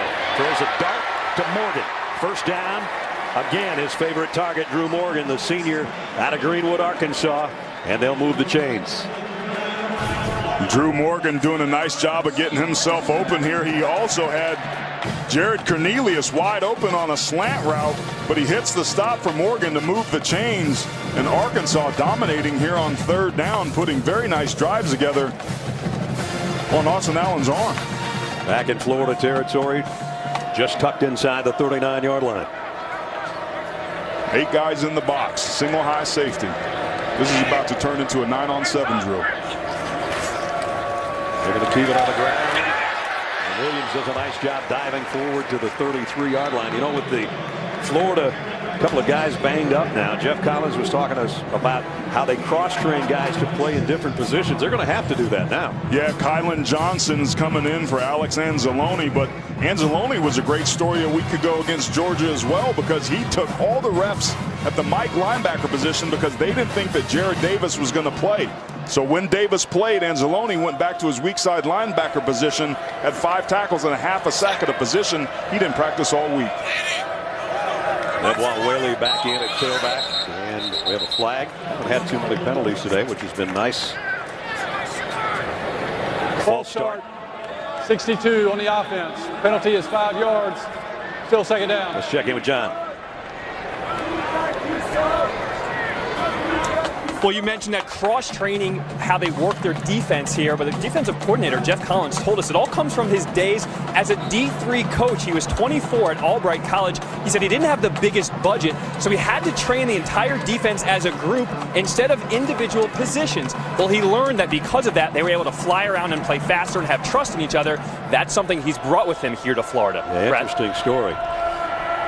He's a heck of a defensive coordinator. Today his team struggled a little bit. It's Morgan on a wide-out screen. Didn't get much blocking. He only got about a yard out of it. Ironically enough, talking about cross-training, a lot of the NFL teams are doing it now. My friend Dan Quinn does it with the Atlanta Falcons. And he actually was a defensive coordinator in Florida about, I don't know, 6 years ago or something. But they move guys around. They got Vic Beasley, you know, playing outside linebacker, defensive end. Brooks Reed doing the same thing. They move Claiborne around inside and outside. And it really works for them. You know, they come up with some plays and some. I think it keeps everybody fresh. You know, they know everybody else's position. No doubt, keeps you fresh, but it also keeps you abreast of what your buddy's doing when you know how the whole picture is supposed to work together. So that whole part approach has been very successful for a lot of people. They're down at long, Arkansas. Allen comes up firing, overshot Keon Hatcher. Could have been a first down at about the 25-yard line, but the pass too far out in front of him as Tabor was on the coverage. A couple times a day from Austin Allen, we've seen some miscommunication where the receiver zigged and Austin Allen zagged, or right there trying to hit Hatcher and just overthrows him. Nice stop that time by Florida to get themselves off the field. They're going to be backed up here potentially, but that's the start of what hopefully will be some good news here in the second half of the Gators. Toby Baker now to punt. He's had 11 punts inside the 20. He'd like to drop one inside the 10 somewhere here. And it's going to be just that at about the 6-yard line as Callaway's got to take a fair catch there. So well done by the Arkansas punter. Florida, their offense sputtering and now in a hole again inside their own 10 when we come back. Tiger Stadium, Alabama. Going down, Jonathan Allen. LSU. Fournette. Lowers the boom.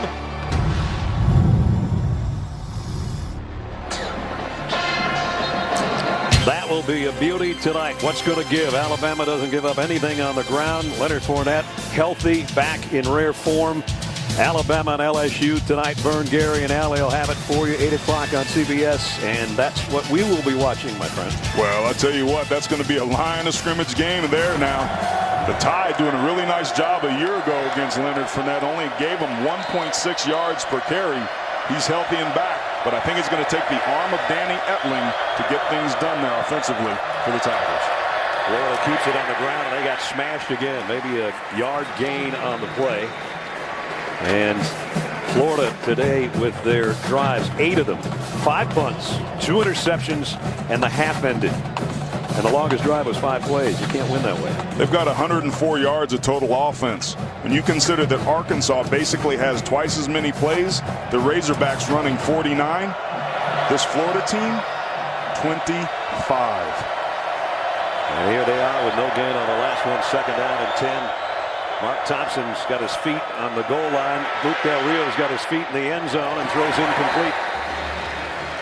Luckily for him, there was no holding call in the end zone. Brooks Ellis, the middle linebacker, was applying some heat.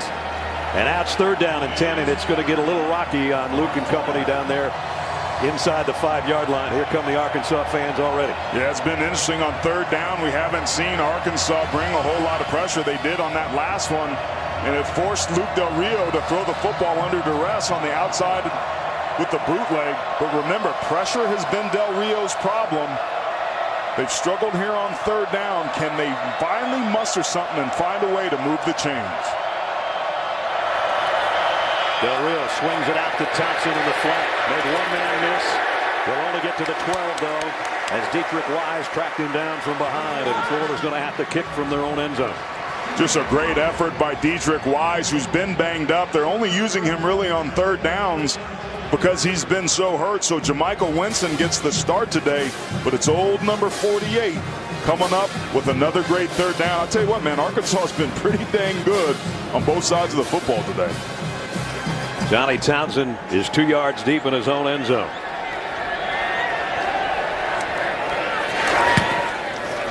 High spiral, deep kick, way back at the 29, and then given ground to try to gain, and that is not going to work eventually for Jared Cornelius. He did a lot of running around, didn't gain much though.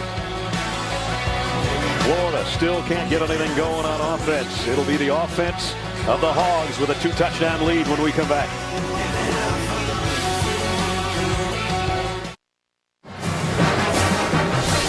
Tuesday, America votes for president, and CBS News is your place for results. Award-winning original reporting, expert analysis, live nationwide.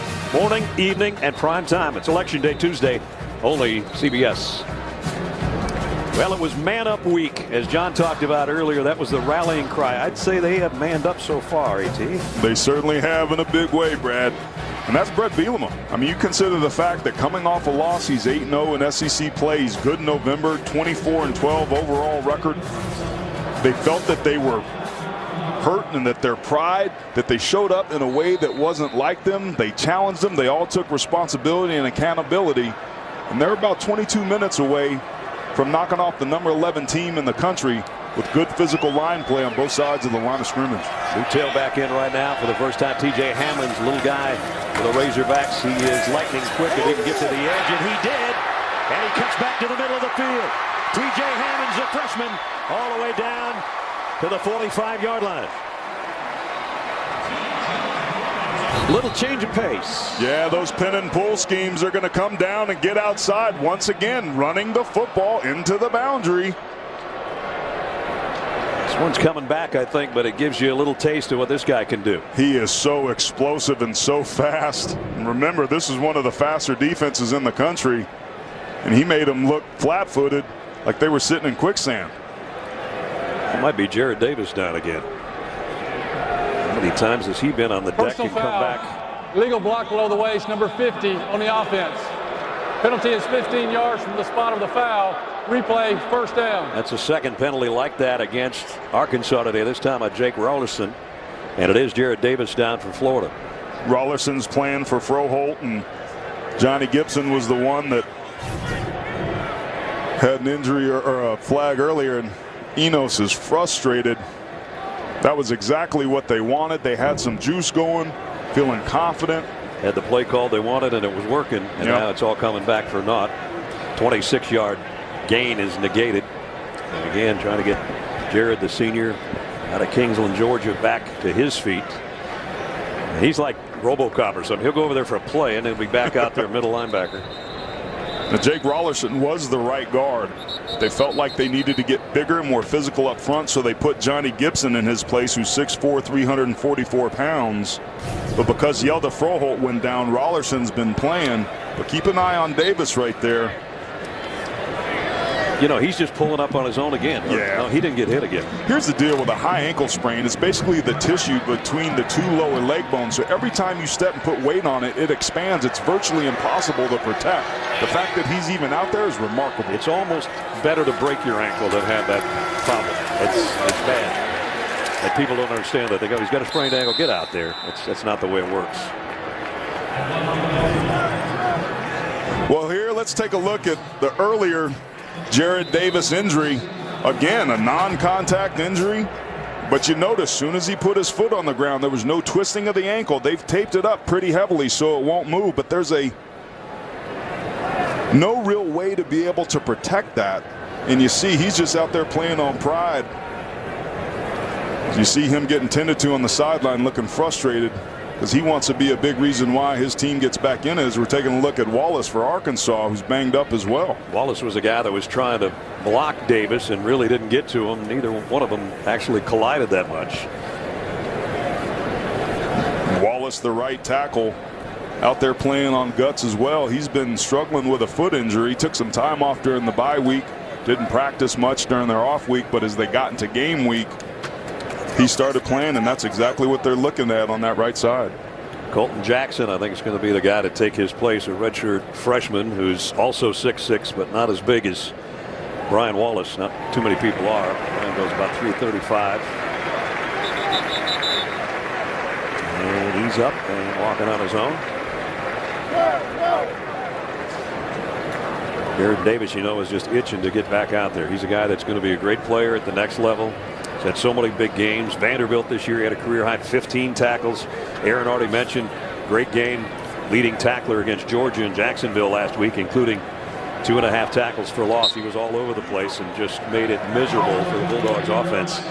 And you feel bad for him because he wants to be out there, and at some point today it's got to be the end of the day for him, I would think. Competitors want to compete. Yep. Second down at 11. Whaley back in at tailback for the Razorbacks.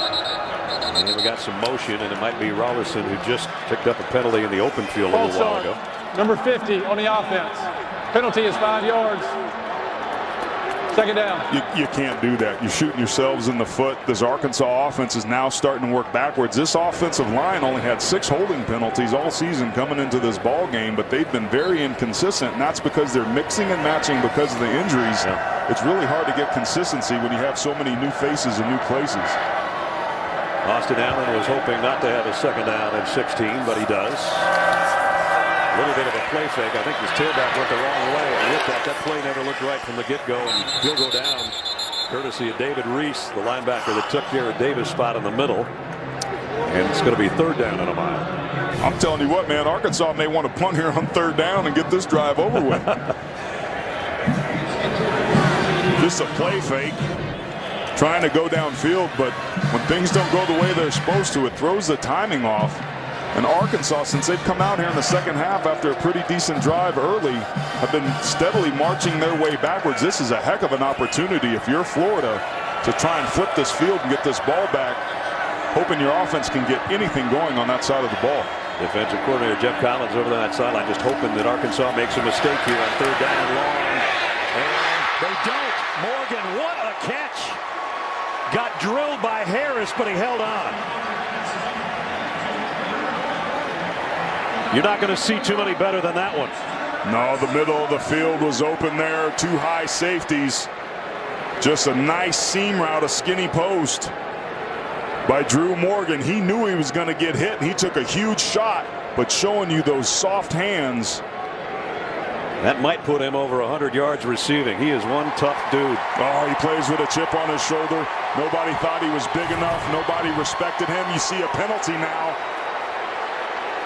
thrown on Arkansas. Brett Bielema is way out the hash mark. That might have something to do with it. And he's in David Smith's face. I don't know if this is going to be on Brett or if it's something else, but he was almost to midfield. You see him pleading his case. This is going to be an interesting call. There is no foul for unsportsmanlike conduct on the coach. He was checking on an injured player. I was thinking that myself. He was, his favorite player probably is Drew Morgan on the whole team. He just wanted to go out there and see if he's all right. So they pick up the flag. It's a first down. Morgan, I said he might have gone over 100 with that tough catch. He is at 96 yards on 7 carries, 7 catches, and a touchdown. I would expect to see the run game get dialed up here. Put it on your offensive line, get lathered up. Take control of the line of scrimmage and ice this game. 2 tight ends. They give it to Ronnie Williams straight up the gut, exactly as Aaron called it, down to the 49-yard line. A nice play there. Let's go back to that Morgan catch. He gets drilled, going up high over the middle, outstretched with the flipper. Ooh. With the flipper, Marcel Harris right in the breadbasket. I'm an old wrestling fan. I know you and Ric Flair are pretty good friends. That was in the solar plexus. Woo! Yeah, it sure was. Second down. And a long 2. Ground game again. Trying to find a hole and nowhere to run that time for Raleigh Williams. And Gavanis Davis is the first guy there. Tell you what, on the play before that, there were a couple flatbacks, just some really beautiful blocks. That time up front by Brian Wallace, the play before that. But to Florida's credit defensively, they bowed their neck there and got a nice stop. Now this is a 3rd and short opportunity for them to get themselves off the field. Maybe you get Austin Allen off some play action, get him outside the pocket, and give him a 2-way go. And not against a little option action here as well. 3rd down and 3. Allen to throw. Nope, Allen not to throw. Caleb Brantley. Boy, that pocket just collapsed in a hurry, and it's 4th down. And now Brantley's shaken up, and there's flags on the far side of the field as well. So many guys going down.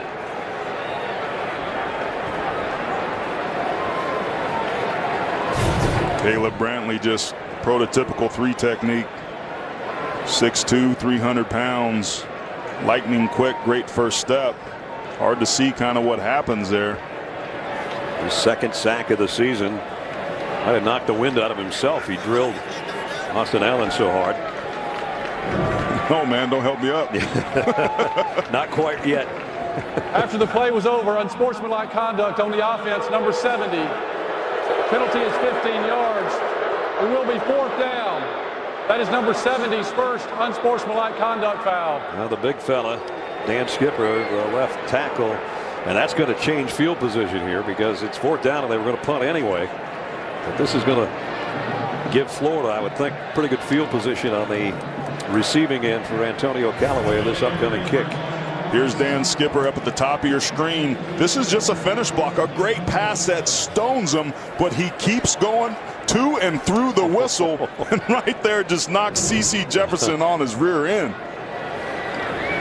I like Dan Skipper, man. He's taken a lot of heat over the years for his playing style, and a lot of people thought it was a dirty play against Texas A&M a couple of years ago that called that touchdown back, but he's really improved as an offensive lineman. I think his coach, Kurt Anderson's going to be kind of all right with what he saw there. I was just thinking that. I don't think he'd be that mad unless it changes the complexion of the game. Somehow Callaway dropped the ball, but it goes out of bounds around the 22-yard line. That's where Florida will start offensively with 3:17 to go in a quarter.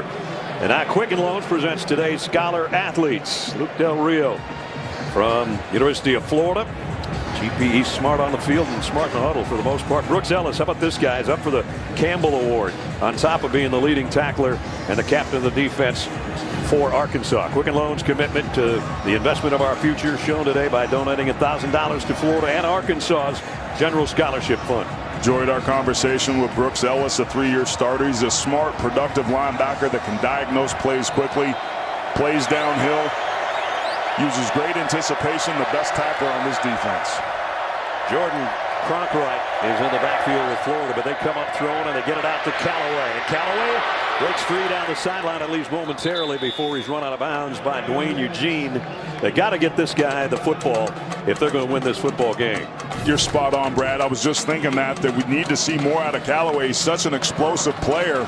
They got to get the ball to his hands. The problem is they can't throw the football downfield. The intermediate and deep shots just haven't been there. So get the football out in space on the perimeter to your best playmaker. Good play call there and execution. Under 3 in the 3rd as Del Rio loads again on 1st down. Throw short to Jordan Scarlett. And Scarlett, nice run after catch by Jordan before he's run out of bounds. And he's going to have another 1st down.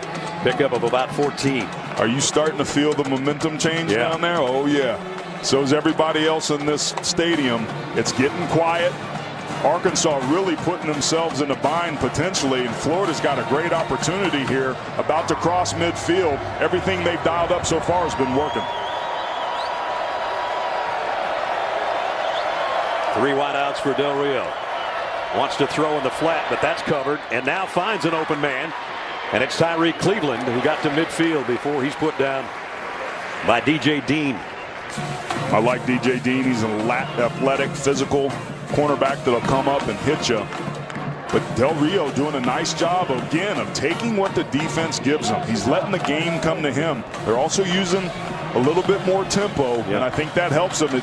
You play more, you react faster, and you think less. That's his offensive coordinator, Doug Nussmeier, on the sideline. 2nd down and 8 from midfield. Del Rio, plenty of time in the pocket again. Going deep. Man out there. We're going to have an interference call, I think. No flag? No. Freddie Swain, the intended receiver. Andre Tolliver was covering. Andre Tolliver, the DB that's been targeted almost the most on this team. Remember, in college football, there's no such thing as face guarding. There is no contact. But again, another underthrown football by Luke Del Rio brings up a 3rd and long here. Obviously, Luke thought what I thought for a second. No call, 3rd down. I thought it was good. 1 out of 7 on 3rd downs today for the Gators offense. Going to bring pressure. They're going to change the picture. Not everybody will come. He is pressured, throws while he's going down, incomplete. Dietrich Wise, who didn't start today because he'd been banged up. He doesn't look banged up to me right now. He looks fired up, not banged up. Yes, he does. And I tell you what, this is what we expected Rob Smith to do. Crowd the line of scrimmage. They only bring 5. Against 5-man pressures, Luke Del Rio's accuracy goes down significantly. It took almost 3.5 quarters to get to it, but finally moving up front pays dividends for Arkansas. Johnny Townsend's been a busy punter.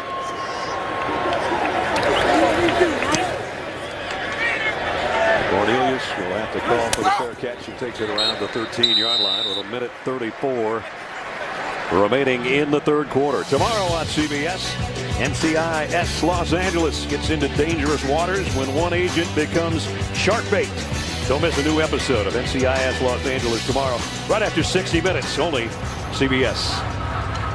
Well, there's been times today both these teams have felt like their quarterbacks were shark bait a little bit. No doubt. And there's the numbers on the 2 signal callers.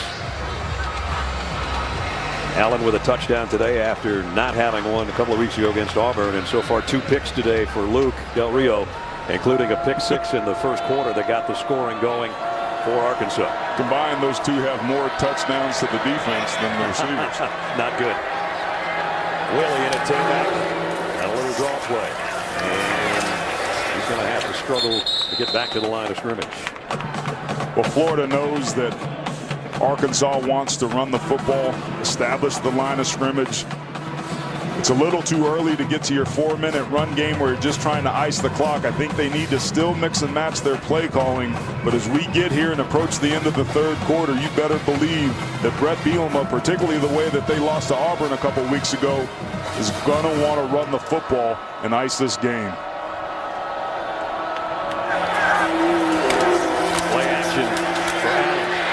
Throw it out in the flat, that was a tough catch. Sprinkle got kind of turned around. The pass was not really on target anyway. And it's going to bring up 3rd down. Yeah, Sprinkle has a really great catch radius, meaning you throw it anywhere near him. We saw him make a beautiful catch, laying himself out earlier. But when the ball's behind you like that and you're backpedaling like Michael Jackson, it's really hard to bring that down. Brian Jackson gave him a little shove, too, when he was trying to get out the pattern. That didn't help his cause too much. So it's 3rd and 10 with just under a minute remaining in the 3rd quarter. Arkansas 3 for 15 against Auburn a couple weeks ago. Not the best here in the conference. I'd be looking for Morgan, who's the motion man right now. They've been moving him around and finding. There he is. Allen's in trouble, though, if he can even get the pass away. And it was Drew Morgan, the intended receiver. He got tangled up, and now the flags fly in late. It's on Marcus May.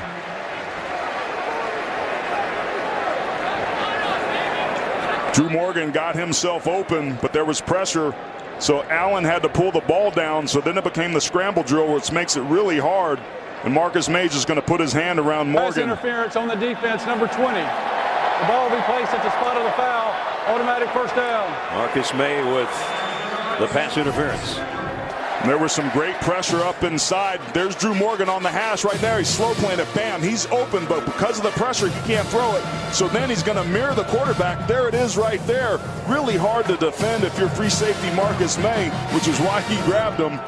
And it's a free, fresh set of downs for the Razorbacks. So even if Drew Morgan doesn't catch it, he affects the passing game. Picks up a first down by penalty. Now back on the ground go the Hogs. Pile up around the 30-yard line. Raleigh Williams with the carry. And we may not have another play before the end of 3. Brett Bielema's teams here at Arkansas have always been good in November. This is the best record he's had in 4 years at this point of the season. The first week of November at 5-3. They've usually been 3-5 or 4-4. Jim McElwain's team comes in with just one setback, but they are 15 minutes away from taking a blow on the road here that they were not expecting.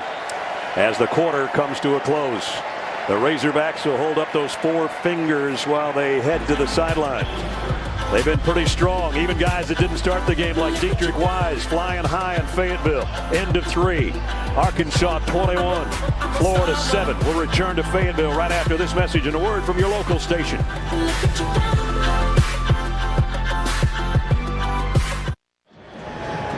Not only an excellent receiver, but an excellent public speaker.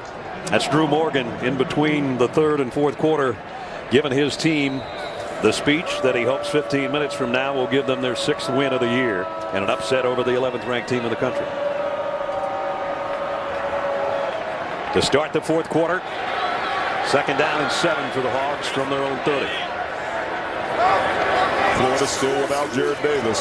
Play action for Allen. Wants to throw a screen out in the flat to Raleigh Williams with a convoy in front. Williams breaking tackles all the way out to the 47-yard line. Nice job offensively of mixing it up. And Raleigh Williams with a big catch and run there. Just really good job of running that screen. We've seen that earlier, but Yelda Froholt and Frank Ragnow, number 51 and number 72, getting out front. 50, excuse me. And just a nice job by Raleigh Williams. When you run those screens on 1st down, you're expecting pressure. It baits the defense to get upfield. Great play call and execution there. Oh, and he set that up, didn't he? Yes, he did. He got all of the blocking and then the cut back to the middle, and now on the carry takes it into Florida territory. And that's a great point that you make, Brad, because I think that Florida's having the opposite problem on offense. Raleigh Williams has gotten the lion's share of the reps, and when you're a back that knows where the offensive line is going to be, you can each help to set each other up. So that last screen pass was a perfect example of Raleigh Williams working behind an offensive line, and the result was a huge pickup on 1st down. Raleigh 20 carries, 87 yards, and that touchdown early in the game. He gets a breather, and Devois Whaley comes in, the freshman, to take his spot. He'll get the handle off the left side. He breaks the tackle. Probably going to have a holding call to bring it back, but he had a good run down to the 40. Oh my goodness. And Frank Ragnow, the center, been through so much adversity, had a beautiful block on that. Holding number 70 on the offense. Penalty is 10 yards from the previous spot. Foolish penalties up front really costing this offensive line. Dan Skipper, here he is right here. Unfortunately, he's going to negate a really good block by number 72, Frank Ragnow, the center. Watch this. Oh, that's 100% beef pancakes on the side right there, baby. So Skipper, that's 2 penalties this in the last 10 minutes or so. He had the unsportsmanlike conduct penalty after playing through the whistle and almost to the next play. And now the holding call backs him up to the 41-yard line. 2nd down, 16. Almost ran into a sack, but a throwback screen. And here goes Whaley. That one Whaley all the way to the 35-yard line and a 1st down outcome. He's still going, as a matter of fact. Helmets coming off. About 14 guys involved in a scrum, and he comes out of the pile with a 1st down.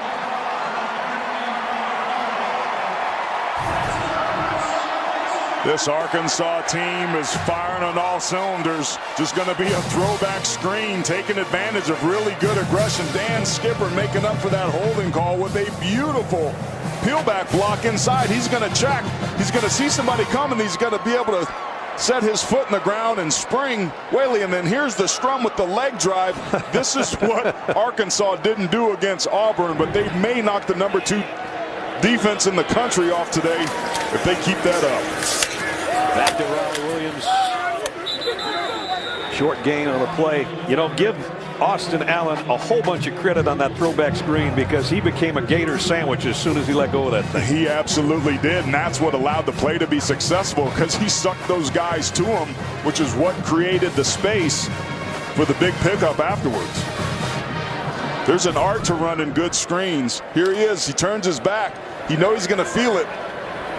He just gets collapsed on by both defensive ends, Jefferson and Davis. See, that's two pieces of white jersey that makes that sandwich. Now Riley Williams straight up the got inside the 30. It's going to bring up third down.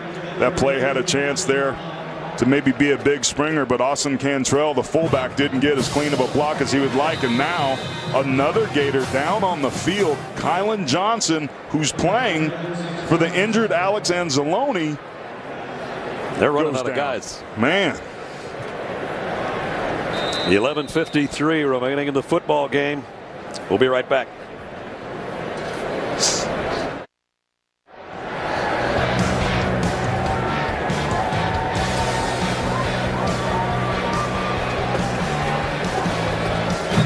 Nice grab there. Geico game recap. Del Rio picked off early in the first quarter by Santos Ramirez, a pick six. That gave Arkansas the 7-point lead right off the bat. And then the interception returned by Florida cut it to 14-7. So we had two pick sixes, one by each team. Then Arkansas, Drew Morgan's had a big game, including that touchdown catch. Got 7 catches, including the score that put them up 21-7 before halftime. And that was the Geico game recap, and we're still right there, 21-7. So the same score we had at halftime. We went through a scoreless third quarter, and at this point, Arkansas would just like 11 minutes and 53 seconds to burn off that clock right now. And they've had a nice time-consuming drive. They're doing it in bits and pieces, on the ground, screen passes. We'll see what they do now on third down and a long 6. 19 plays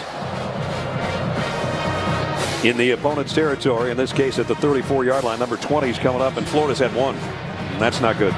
No, that's not going to win you a lot of ball games. I think the Gators are going to need for their defense to step up and make a play. They were struggling a little bit early in this game on third down, but have buckled down recently, particularly here in the second half. This is going to be a big third down and 6 coming up for this defense, who, remember, has been gashed on some screen plays, so they may not want to be as aggressive here, giving Austin Allen some time. Not only that, Aaron, they got 2 true freshman linebackers in there because of injuries now, Boshan Joseph and David Reese. This is the 9th play of the Arkansas drive, with the clock running down to 11:35. And should be a false start there. No flag. Looked like Cantrell was in motion. Meanwhile, Riley Williams bounced out the backside of that inside the 20.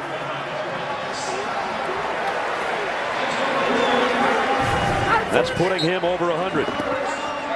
I agree with you. That didn't look right, but none of the offensive linemen moved, and nobody got inside the neutral zone. Just a beautiful run and effort that time by Williams to maintain his balance, following his blocks. Another good perimeter blocking. Gets that hand down, is just enough to get over the line to gain.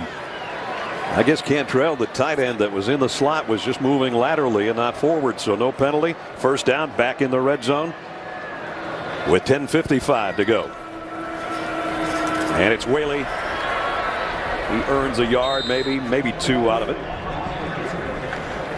As we take a look at the Verizon red zone. 2 trips, 2 touchdowns. Arkansas will take that all day long.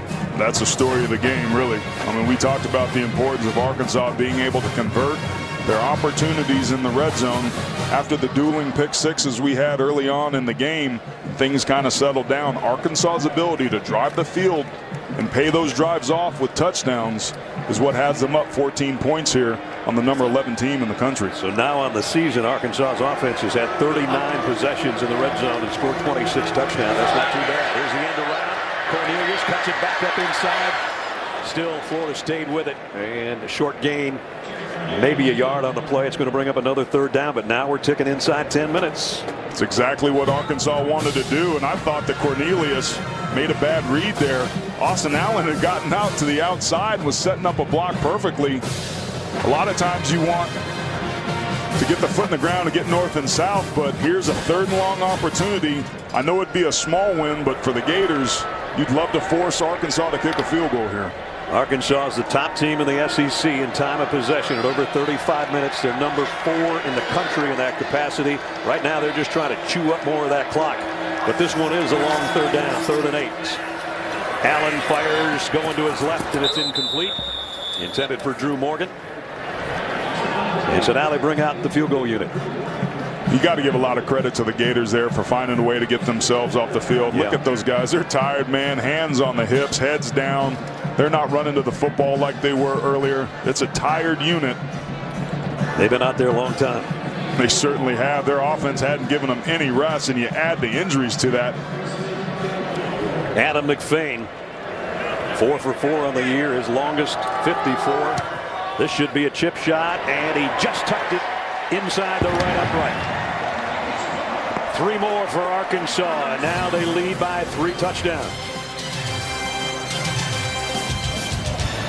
Davy Whaley in the scrum, part of that long drive that led to 3. And it's McFain that gives the Razorbacks a 24-7 lead.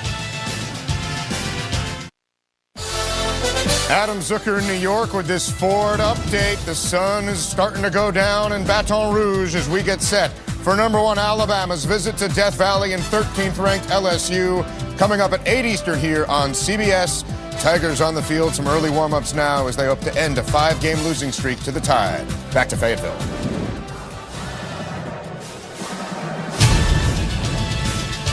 The Home Depot SEC on CBS is sponsored by Napa, New York Life, DirecTV, and by Chick-fil-A. Adam said the sun was setting in Baton Rouge. It's about to set on the 11th ranked team in the country too, unless they can come up with something in a hurry. That drive, Aaron, 68 yards, 13 plays, 7 minutes, 20 seconds for Arkansas. That's the key ingredient right there. Absolutely. McFain, who hit the field goal with the kickoff. It'll go to the 7-yard line to Cleveland. And Tyree Cleveland got across the 25. Swarmed under there. And so with 9:06 remaining in the ball game, Florida needs some offense, a bunch of it in a hurry. I wonder if they're going to make a change at the quarterback position, but it doesn't look like it. Looked like Luke Del Rio's coming back in. I mean, with the way this offense is played, you have to wonder if 9 minutes is enough time to score 17 points to tie this thing up if you're the Gators. Remember, they haven't scored anything on offense so far today. The touchdown came on an interception return for a score. Tyree Cleveland, the guy that was on the kick return, is still down at the 24-yard line. That's unfortunate. Cleveland, a true freshman out of Houston, went to Westfield High School. He's a long receiver that can kind of stretch the field vertically. Had a nice post route that he hit early on in that Missouri game that I saw. He's one of those players that can help Florida get back in this game because he can run with the football after he gets it in his hands, but he looks like he's in a lot of pain. And man, how about the injuries today? No, they're going to have 2 planes to go home, one for the guys that are healthy and the rest for the other ones. 9:06 remaining, 24-7 Arkansas. Florida with 9:06 to play trails 24-7. Their offense has done 0 today. They've had so many guys banged up, it's almost impossible to keep track of. Get a load of this. I mean, I know they're not going to run the football now because they don't have time. They came in, Arkansas, giving up 331 yards a game in SEC play and 17 touchdowns. So far and away the worst in the conference that I don't even tell you who's second. They've given up 25 yards on the ground today. Did they come to play on defense or what? Man, they buckled their junk and got ready, and they've been getting after the Gators. First down, Florida at the 26.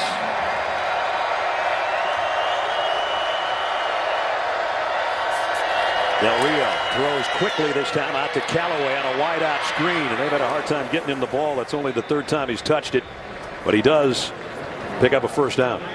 Just before we came back from commercial, that was the very thing we were talking about. Hey, Florida has to go back to the things that were working for them. Those bubble screens and smoke routes and some crossing routes are about the only thing that they've had success on today. They run that there on first down, and it works. Del Rio. Now he's going to go to Callaway again on the wide side. Nice catch, nice throw, and out of bounds around the 49. Where's this been the whole day? I tell you what, that was a beautiful throw by Luke Del Rio there. And that's 2 touches in a row from Antonio Callaway. Here he is up here at the top of the screen.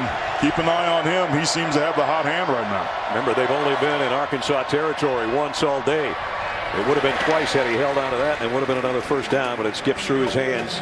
Incomplete. So they go to number 81, 3 plays in a row, and now he'll have to get a breather and go out. C.J. Wharton, I think, is going to come in to take his spot. So it's second down at 10. Clock stopped with 8:21 remaining in the ball game. And if you're Arkansas defensively, you have to be careful here not to take your foot off the gas pedal. This Florida team has looked pretty good here to start this drive.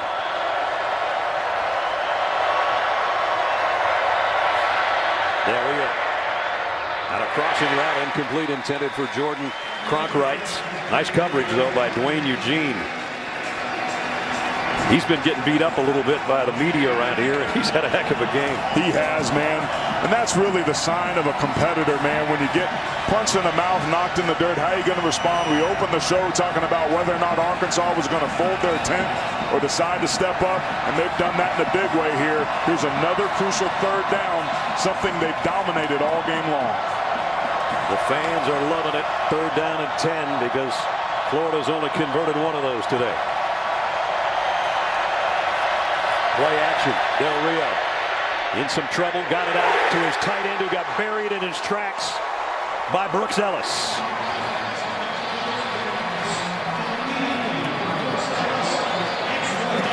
We talked about changing the picture on Luke Del Rio as Florida's going to go for it here. There's Brooks Ellis dropping into his coverage. He's in man coverage right now. He sees what's happening, trying to get the football to DeAndre Goolsby, and the team's leading tackler comes up huge. You said he was their best tackler, and that was a form job right there. It's fourth down. No pressure that time. They showed blitz. Let's see what defensive coordinator Rob Smith, who's called a beautiful game so far this afternoon, dials up here. They're going to mug the line of scrimmage and make Del Rio sort it out and communicate. 4th and 10. Throwing off his back foot and out of desperation, but a flag flies in. There was contact back there in the back. Andre Tolliver might have gotten tangled up with Brandon Powell. And that quiets the crowd and will give Florida a first down. It certainly did. Brooks Ellis on the defense, number 5. Penalty is 15 yards from the previous spot. Automatic first down. Keep your eye here on the play clock. Checking to see if he got the play off. No, that clock went to 0. Right there, the ball's still on the ground. So that should have been a delay of game. Instead, it ends up being a pass interference on the other end. And they get the ball snapped. Florida with a first down on a crossing route. Complete. Cronkright at the 32. Florida keeps their drive going. A little over 7 minutes remaining. Man, you got to give Florida a lot of credit. They're putting a nice drive here. And ironically, the Gators are the worst team in the SEC in penalties, but it's been penalties that have been hurting Arkansas here recently. Del Rio down the sideline, incomplete. No contact there. The pass intended for Josh Hammond, and Ryan Pulley was right with it. He certainly was, and he was a guy that had dropped a pick 6 early on in that game against Auburn. They throw at him a lot. But I'll tell you what, he's responded here nicely. Had a pretty good afternoon. Florida not being able to get anything going through the air. Here's one of those other third downs we're talking about again. Under 7 to go. Longest drive of the day for Florida, helped out by a penalty. And it's 3rd down and 6. It's 2-down territory. Callaway's back in there. And a wide receiver spot. Over the middle, intended for Ahmad Fullwood, and it's incomplete, and it's 4th down again. Great job that time by the defensive ends, Jeremiah Ledbetter and Tevin Beanham, beating their tackles to the point, getting Luke Del Rio under a ton of duress. The same very thing that Florida did, or they did to Florida defensively. I got to tell you, This is one of the most important plays of the game if you're the Florida Gators. Well, they got another 4th down. They picked up the last one by penalty. If they don't get this one, when Arkansas gets the ball back the way they can time a possession, Florida might not touch it again. Biggest play of the game. Play clock winding down again. They don't get it off this time, and this time the officials see it. McElwain was trying to call a timeout. McElwain was trying to call a timeout. Now the umpire signaled false start.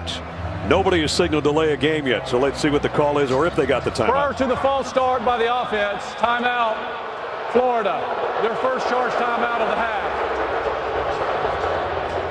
Second time that it's come this close. One of them probably should have been called before, but the head coach, just in the nick of time with a second to go, gets the timeout, something they desperately needed. Time running out on the 11th ranked Gators. They trail 24-7 with 6:46 to play. Well, Jim McElwain wants to get it down to 2 touchdowns, so he brings out his field goal unit. Eddie Pinheiro, 10 out of 14 on the year. His longest was against Kentucky, 54. This will be a 49-yard field goal to try to cut it to 24-10. 6'10" offensive lineman Dan Skipper, pretty good at blocking kicks. There he is right there, number 70. 2 this year, 7 on his career.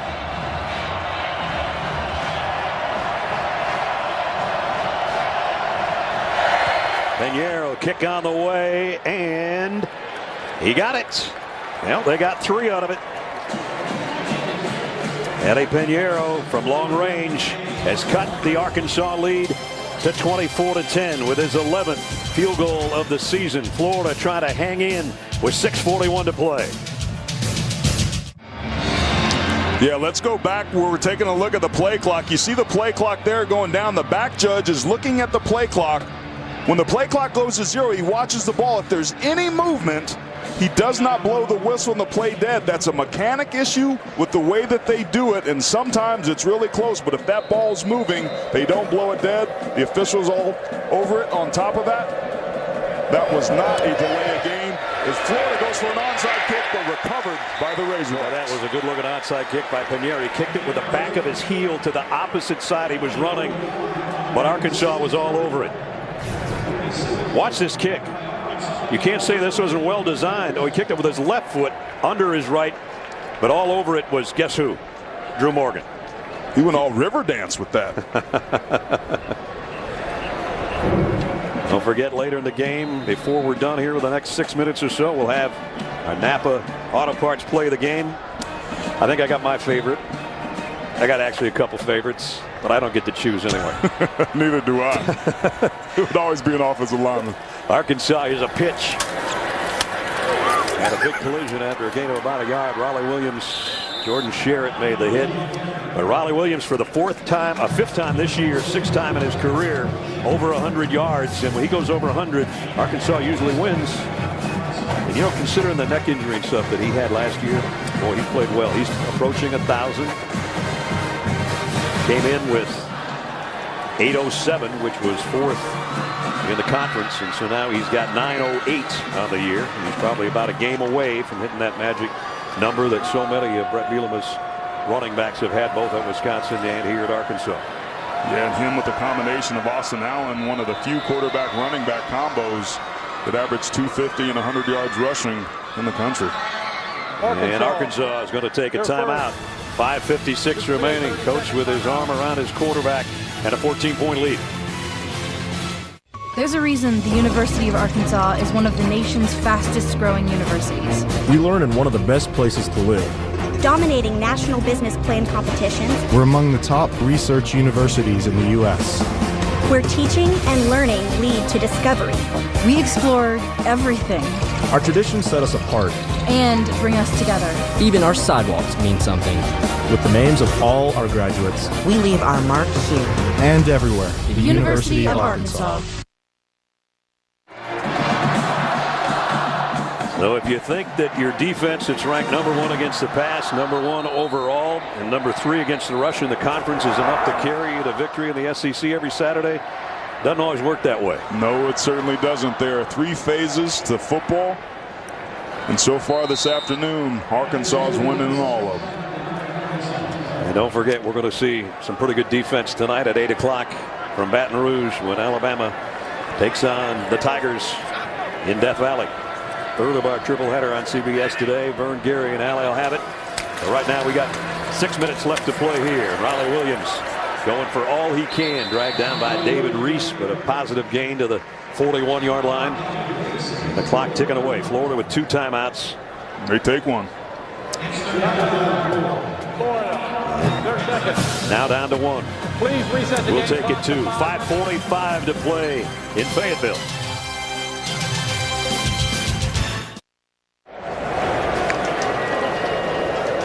Jared Davis has been banged up all day. He's tried to play through a number of injuries. I'm not sure his left hand's not hurting too, unless I don't think that towel's wrapped around for fun. Well, it's interesting on a 3rd and 4 situation here that can extend this drive and help them ice this game. Does Arkansas try to run it and take advantage of this defense that's been on the field and been a ton of injuries, or do they put the ball in Austin Allen's hand? Morgan's in the slot to the right. They are going to keep it on the ground. Riley Williams cuts it up, and there he goes. Williams is going to ice this thing. Touchdown, Arkansas.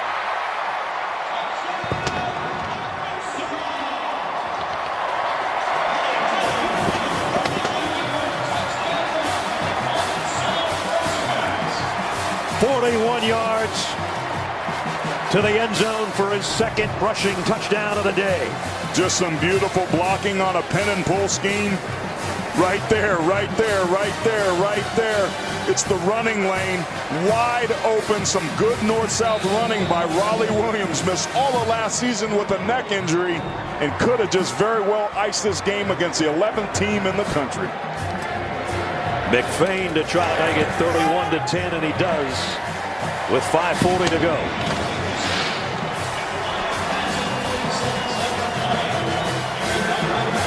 A stunned number 11 Florida right now, and an elated Arkansas sideline. They've been waiting 2 weeks to get that nasty Auburn taste out of their mouths after they got shellacked on the road. Came back home, had a bye at a good time. We were here for 3 days, and the whole time you and John and I and the rest of the crew have been talking and said, you know what?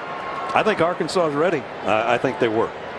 There's no question that they answered the call, and they did it up front with the offensive line with a lot of guys that were injured, moving in and around. Over 200 yards rushing today, almost 250 passing.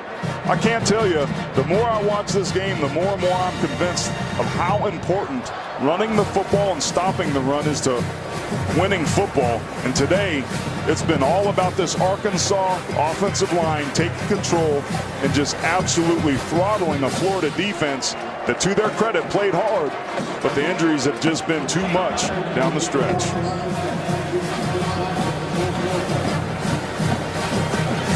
Connor Limpert will kick off.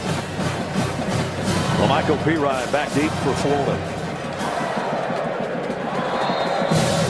Tyree Cleveland and Thompson have been returning kicks today. Both of them have been injured, so they're down to kickoff return man number 3 for the Gators.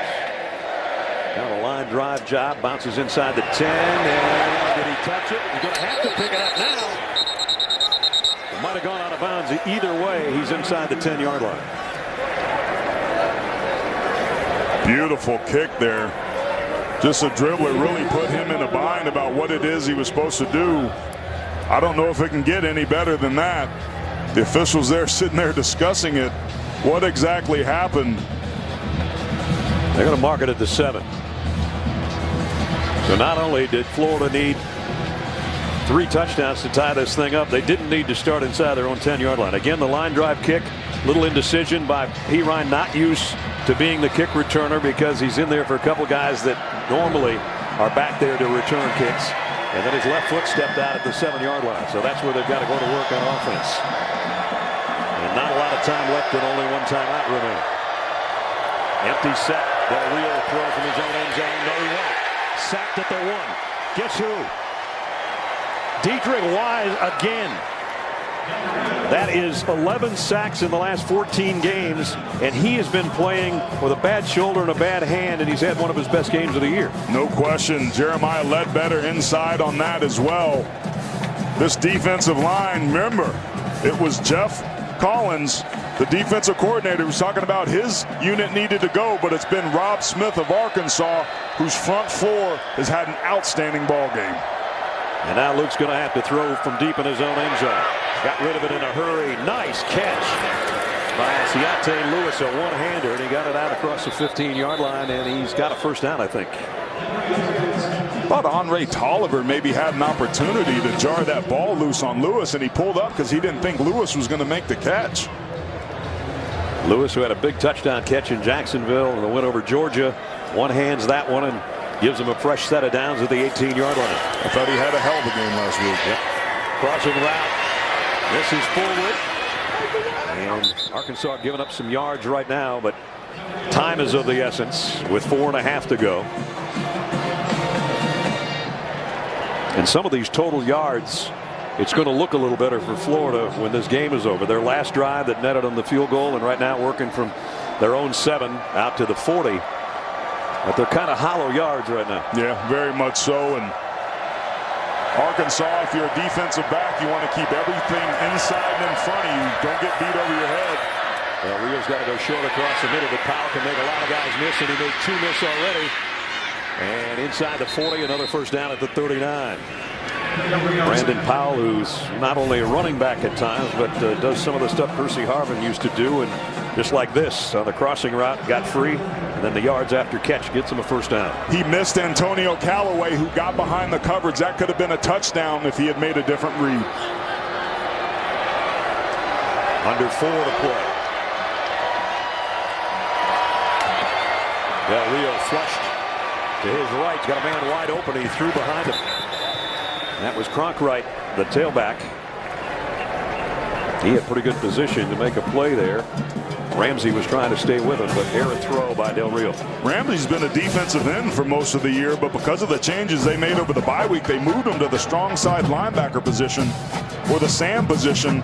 This defense for Arkansas playing quite a bit more base, which means their normal personnel, 4 down linemen, 3 linebackers, are a 4-3 than they have. Because of that, Ramsey's been on the field quite a bit more.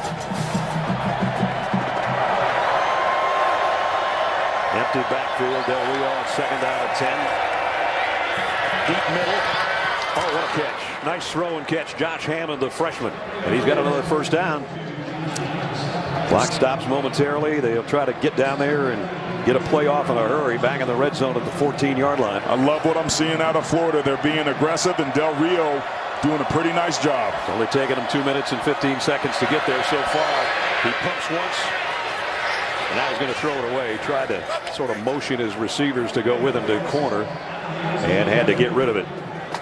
Stephen Colbert has the election surrounded. Live editions of The Late Show the night before and after Election Day. Don't miss them. Monday and Wednesday. Live on CBS. That dude is crazy, man. Especially with election type stuff. Oh, my goodness. It's a field day. Stealing. So at the 14-yard line, 2nd down and 10. Clock stop 3:18. Florida's got 1 timeout remaining. They got to score in a hurry. Onside kick it and try to do it again. They got a lot of work to do, but they've done nicely on this drive. Del Rio got rid of it in a hurry. Oh, just off the fingertips of Mark Thompson. Nicely timed pass. He just had a little bit too much on it. That time there was pressure by Eugene, who was in coverage. But man, just a terrible missed opportunity by Mark Thompson, who returns to tonight's game from suspension.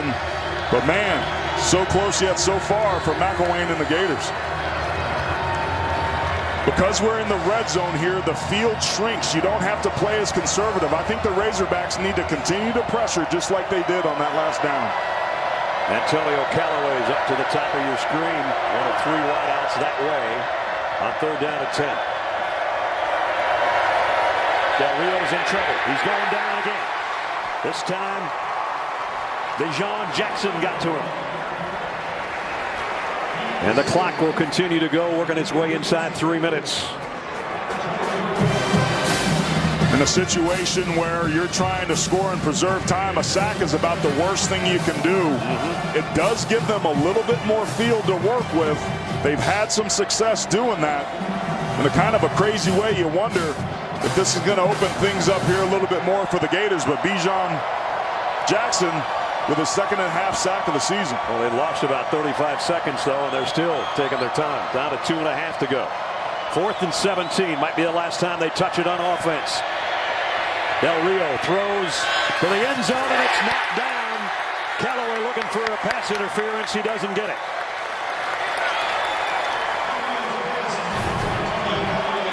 That's Jared Collins in coverage. Great coverage. Turns and looks for the football. Oh, wow. He got away with one. He grabbed him by the waist. That should have been a pass interference. Obviously, the opposing coach says no. Antonio Callaway was probably correct. And so it turns it over to Arkansas offense with 2:20 to go, and Florida can only stop it once with a timeout. The play before that, Mark Thompson had the football at his fingertips that would have given the Gators a touchdown. Now it's time for the 4-minute offense and the Trench Hogs up front to end this game. This is the best and most fun part of a football game for offensive linemen. Right in the middle of the heap there, and positive yardage again by Whaley. He does not let that pile drive him back very often. He uses that 216 pounds to his advantage.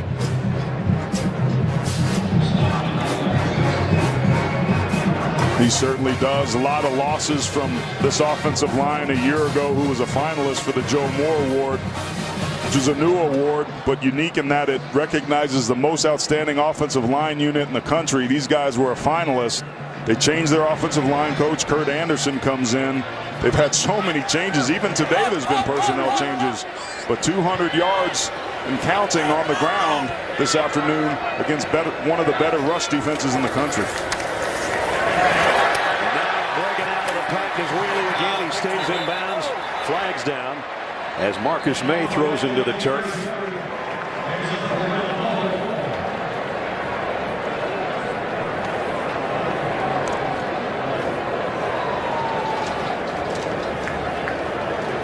Holding number 72 on the offense. Penalty is 10 yards from the spot of the foul. Replay, second down. Frank Ragnow picks up the holding call. A reminder, stay tuned for the Jeep postgame show coming up right after our game. And then at 8 o'clock Eastern time, 7 o'clock Central time, the battle in the Bayou at Death Valley. Alabama and LSU will cap off our triple header on CBS. If you're Frank Ragnow, I don't know if you can block that last play any better. You had his hands inside. You certainly saw the defender trying to flail. But it's pretty academic here at this point. Clock winding down at 1:25. Got to think about the rest of the season for Arkansas. I'll talk about that after this snap. How about the rest of the season for Kentucky? Exactly. I mean, they're licking their chops right now, getting ready for the Georgia Bulldogs in Lexington. But Arkansas, Whaley backpedals near a first down at the 30-yard line. They've got LSU coming in here next week. Then they're at Mississippi State and at Missouri the day after Thanksgiving. The way they played in November and the way they played today, they look like a team that can run the table, maybe. There's no question. They picked themselves up off the mat. They got whooped in every phase. They folded. They were shell-shocked against Auburn. And Coach Bielema challenged them. He said, who are we? That wasn't us out there. Who are we going to be? They responded. They took accountability. They've stepped up. And they played a hell of a ball game here today against a very good defense. They got a whooping 2 weeks ago, and they gave one this afternoon. And that is going to do it. The Hogs win their 6th. And they've beaten some good teams. Their 3 losses had come to teams that were in the college football ranking top 10. And they just picked off number 11 this afternoon, 31-10. Big win for the Razorbacks at home. Florida loses their second now, and they're in danger of losing their spot in the SEC East. Now it's time for the play of the game, presented by Napa Auto Parts. And it was early, and it was Santos Ramirez off the ricochet that set the tone for the Razorbacks. A pick six put them up 7-0. They really never looked back. They never trailed after that. And Austin Allen, a nice job in leading the offense. Don't forget Vern, Gary, and Alley with Alabama and LSU coming up later. For Aaron Taylor and John Shribbett, Brad Nessler saying so long from Fayetteville. Final score, the Hogs from beginning to end dominate 11th ranked Florida. And they win it 31-10 going away at Razorback Stadium. That's it from Fayetteville. Have a good weekend, everybody. The Jeep postgame show is coming up next, right after these messages.